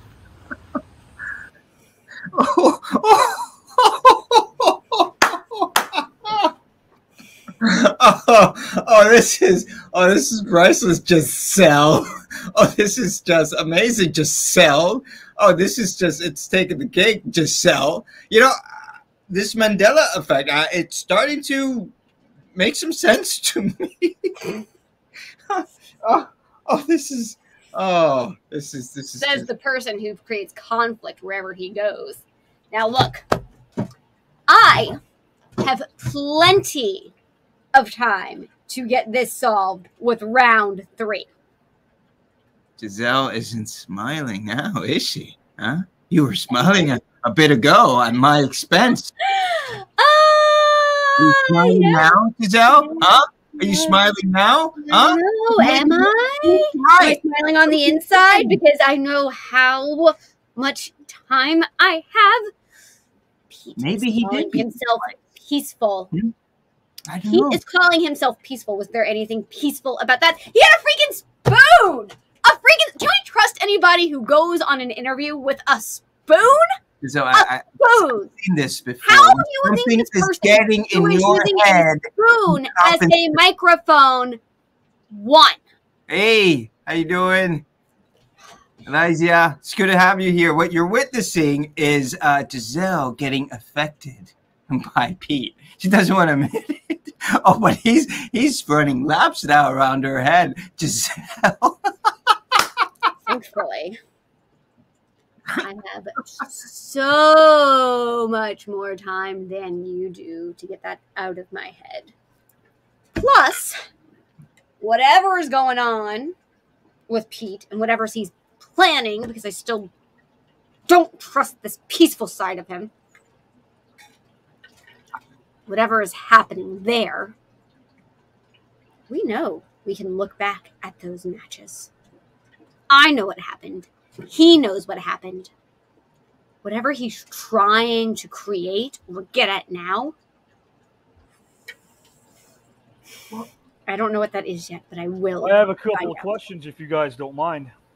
Sure. Go ahead.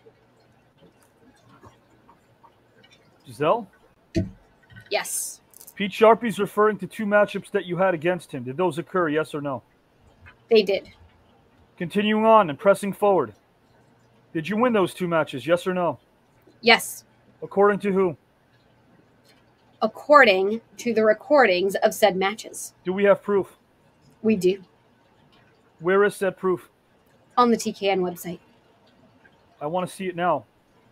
And until then, we're going to have to go with a split decision. Howard, do you recall, again, raise your right hand.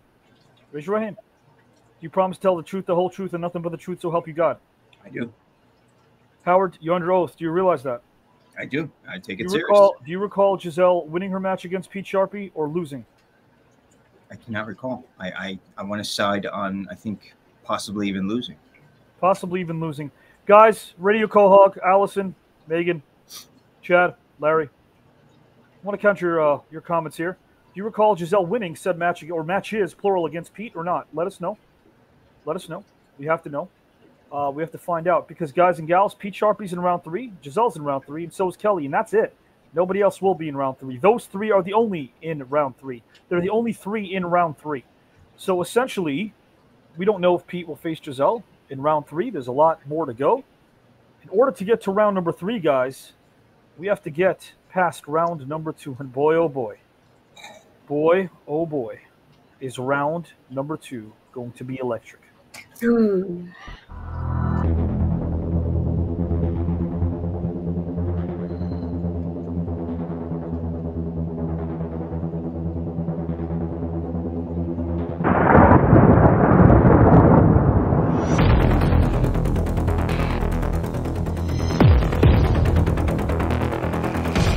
Arrested were stars of the CCNY team from that 1950 championship team.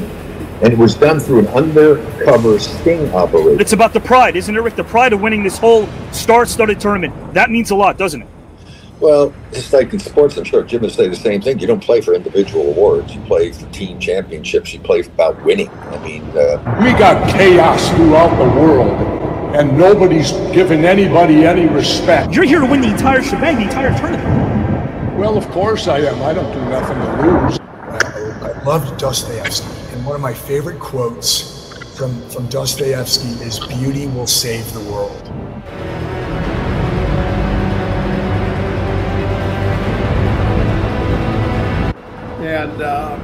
And still, it's been proven that that's not true. Why are you? Come on, man. Ted, thank you so much. Corin has a rebuttal.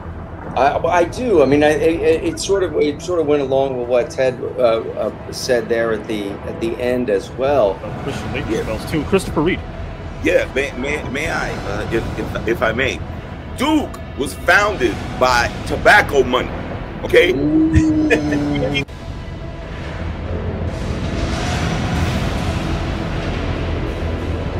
There it is. Maryvale.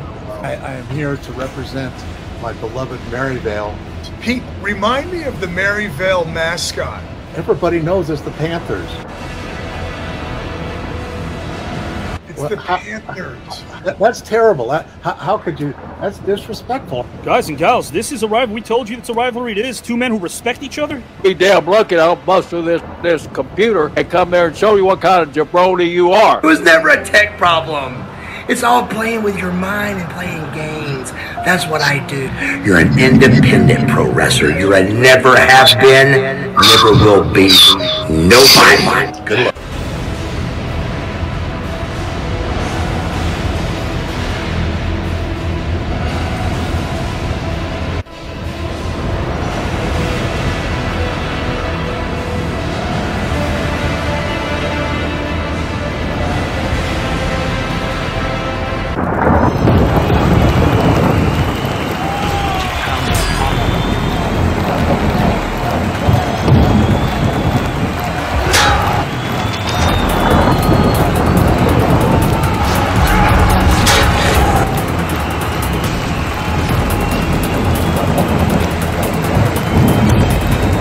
Guys and gals, this is a rivalry.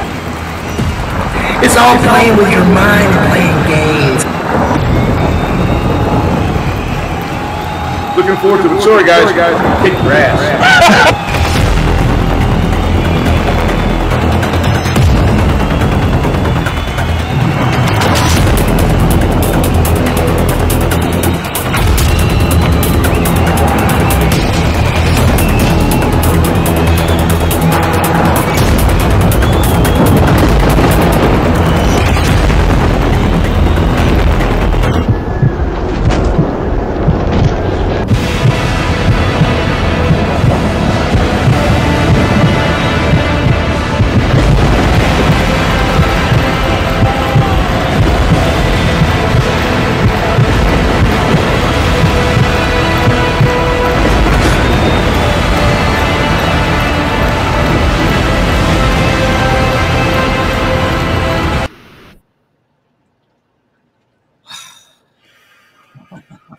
Who will win it all, indeed? $13,000. A trip for two to Greece. 6 rounds total. The final 3 of But which Giselle, will be in person. See, Giselle, to me, it's obviously more than that, right? How do you look at yourself the next day if you deal with defeat? How do you feel the next day if you advance to the 3rd round? We all work so hard. We all sacrifice so much to make sure that we get to the dance. And then when we get to that dance, that we perform at our best. So what's going to happen on that fateful night? We've seen it. We've seen people we thought we would advance get eliminated and need that second chance. We've seen second chance bowl competitors who could win this entire thing. I never know who's going to win any given matchup. Plus, if we had someone in round 1 facing any other competitor, they very well could have moved on without needing that round 2, without needing that second chance. I said that I had a statement to make in the form of a couple of questions, one of which I've already posed I asked Giselle a question. A couple, actually. And then I asked Howard a question. He swore under oath. He mentioned he did not recall the outcome of said matches with Giselle and Pete Sharpey from way back when. Our engine. I don't believe I can recall either. Megan. Seems like a classic he said, she said. There you go. That's two that don't know the outcome. I know that Pete won the second one. The first is before I arrived at TKN. Larry recalls Pete winning. Phil, I can neither confirm nor deny the results of those matches. Lester, I have no clue who won. Woe is right. Not many people know who won this match. It's like we all... Yeah, Miss Purdue, I agree. I mean, it's like we all forgot. Now, how is that possible? I don't know. Stranger things have Pinocchio Joe. I think Pete's messing with the wrong woman. So Pinocchio knows a little bit about the supernatural, shall we say. I don't know if Giselle does, but maybe someone she knows does. But guys, what I do know is that here under the umbrella called TKN, the only thing that I can say is definitely for sure is that nothing's for sure. Nothing's for sure here. That's the only thing I can say is for sure. It's an unpredictable place. Mm-hmm. And Howard, I ask you, a brother or a victory? Hey, Howard, remember this one? Or are you my brother's keeper? Yeah. Was he?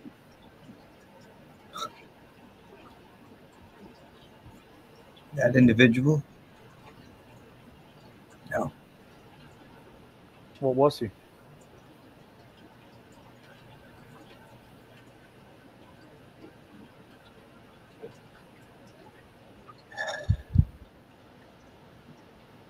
We need to define what is a brother. What was he, Howard? He was ego-driven, fear-driven bastard. He was individual.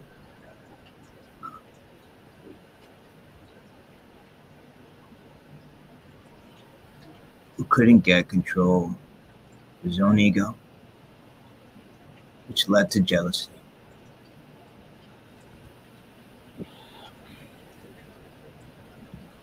You know, we used to say that the green room could do funny things to you. Remember that? Yeah. How wrong I was. People could do funny things to the green room. I know what this place is. It takes me all of 10 seconds to define what this place is and who we are. We stand tall. We're virtuous and we're proud to say that. We're proud of ourselves and we're proud to say that. We're proud of what we stand for. I'm proud of the circle that I have in my life. I'm proud of my brothers. You are a brother. JW is a brother. And a victory, Howard Collado. A victory from a Howard Collado means that this brother, thanks to a stipulation that is now ironclad,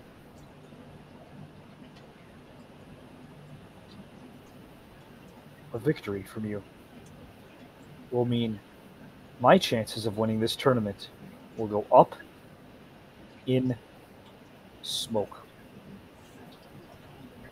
I will become persona non grata.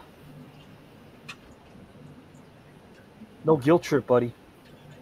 Because when my second chance, or excuse me, when my second round matchup is finally announced, along with 100 others, you see, you're the only matchup, you're the only second round matchup known to the TKN universe. There's only one that's been announced. It's you and JW. When my match gets announced via the second round reveal show live on the Green Room, I'll have to wait because my match may be null and void. My opponent or opponents, as Giselle the other day in a conversation so accurately put it, could be an opponent. They might have to face each other without me. And if it's a one-on-one, that person might have to be included in a different match because I may not even get a chance to have my match if you end up beating JW. And if JW beats you, he takes your talk show. So guess what? A brother or a victory? Here's what I'm going to tell you, brother.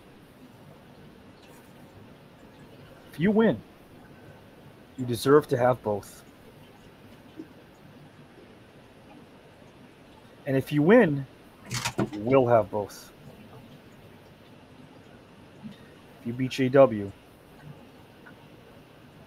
you'll have a brother and a victory.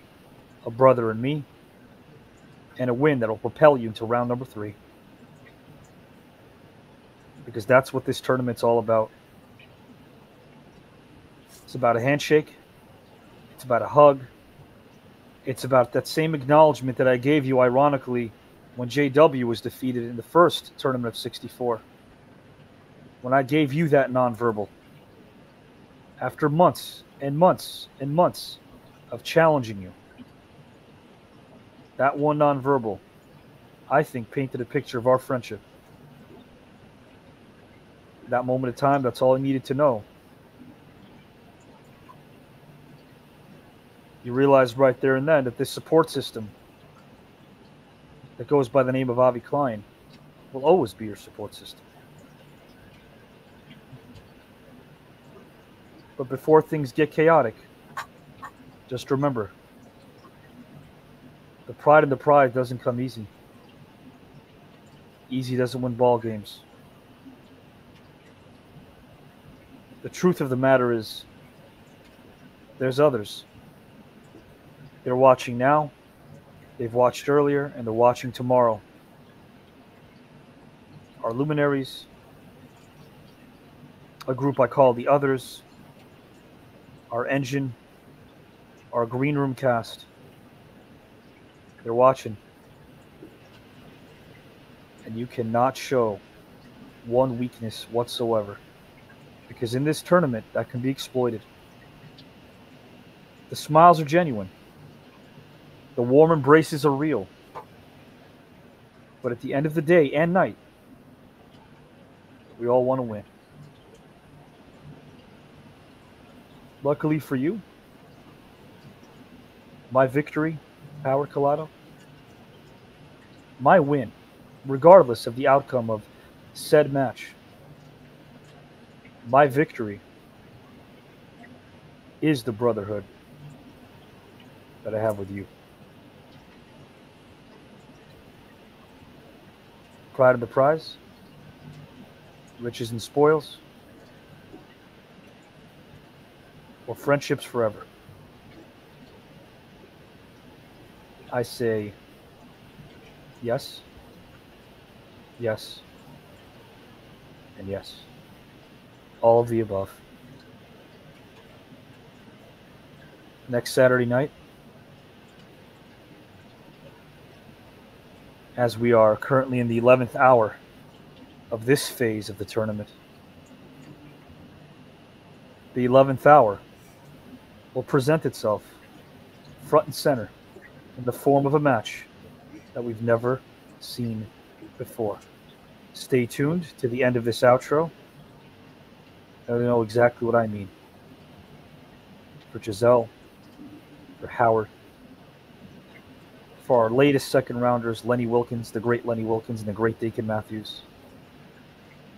For the Green Roomers, Pete Sharpie, Kelly White, Megan, Pinocchio Joe, Jamie, Phil, Joe Rositano, all in this tournament. Chad, Brian, Sean, in this tournament as well. For Teddy Long, RVD, Miranda, Kid and Play, Mr. Jason London, and all the amazing talents that are part of TKN in this tournament. Watch and enjoy, whether it's on a Sunday or live on a Saturday night. This is our future, and boy, is our present a gift.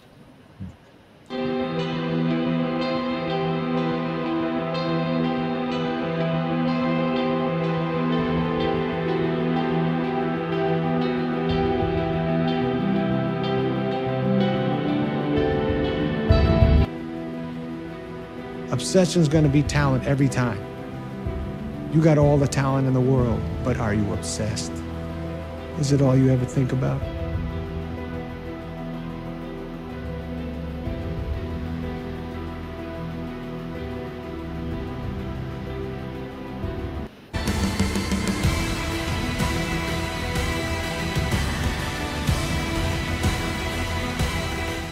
Perhaps this suffering will give us a stronger base to go on from. A major star now, but he'll still call me when he gets a new script, and we'll go over it. And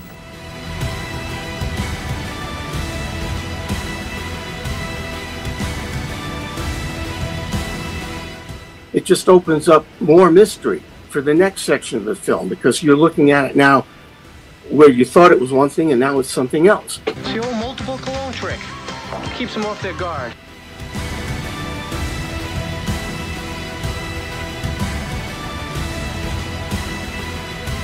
I wish that people would say, what contribution have you made to society? And after all these years to come out, shake hands and tell old stories, it's really heartwarming.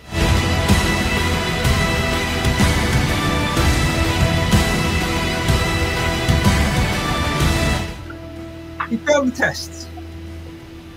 Eventually, he gets kicked out of school as well for carrying a zip gun.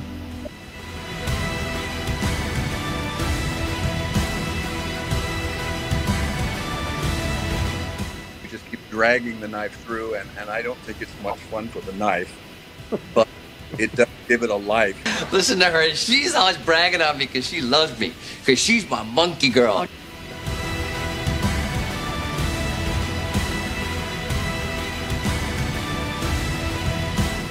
But John, there are sports where women would be better than men. The hardest person in the world to interview is an interviewer.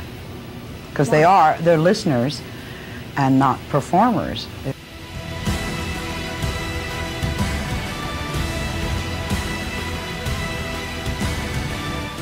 Because if we keep things in a good perspective, it can help lead us in a positive direction. Over the next month.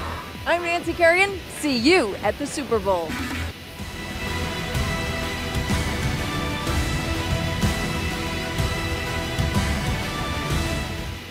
Kind of a jalapeno spread. They're very mobile. In fact, you can put them on top of sandwiches.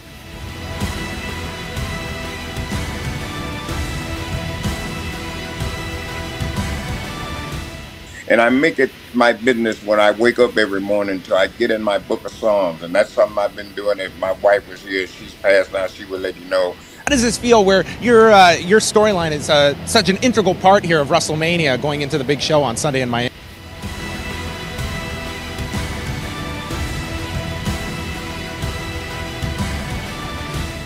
Knows that Kurosawa is considered one of the, if not the greatest cinema artists of all time.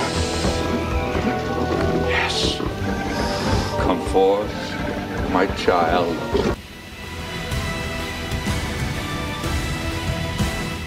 I think when all of us can really touch another person's life and heart, that's really why we're all here. Oh, I must have seen it 150 times. You gotta make choices. That's artistic freedom, the power of choice. I'm not taking any more. I've been letting you stick me and poke me all day long. You know? Come on now, let's all sing. We are the world. We are the world. Yeah, I did. I mean, she purposely spilled paint all over my shirt. And even bought the local TV station so he could have it play reruns of his favorite movie all night. Harvey D, how do you jump so high? Because I have like super strong legs. They don't come easy. And then I made some bad decisions. I wouldn't say a bad decision. I made a good decision during a bad time. It's a full time and a half job, and you have to be dedicated to it 24/7. And they weren't just the Larry Birds. It wasn't just Michael Jordan anymore. Now these were more than just players. They were personalities. It's the guy who's willing to die who's going to win that itch. And I know if I'm going to have any life anymore, you got to look at the guy next to you. Look into his eyes. Now I think you're going to see a guy who will go that inch with you. You know what? Maybe one of the board's problems will get solved by listening to this show. I'm gonna win this whole thing. Watch. I know you are, Tom. I know you are.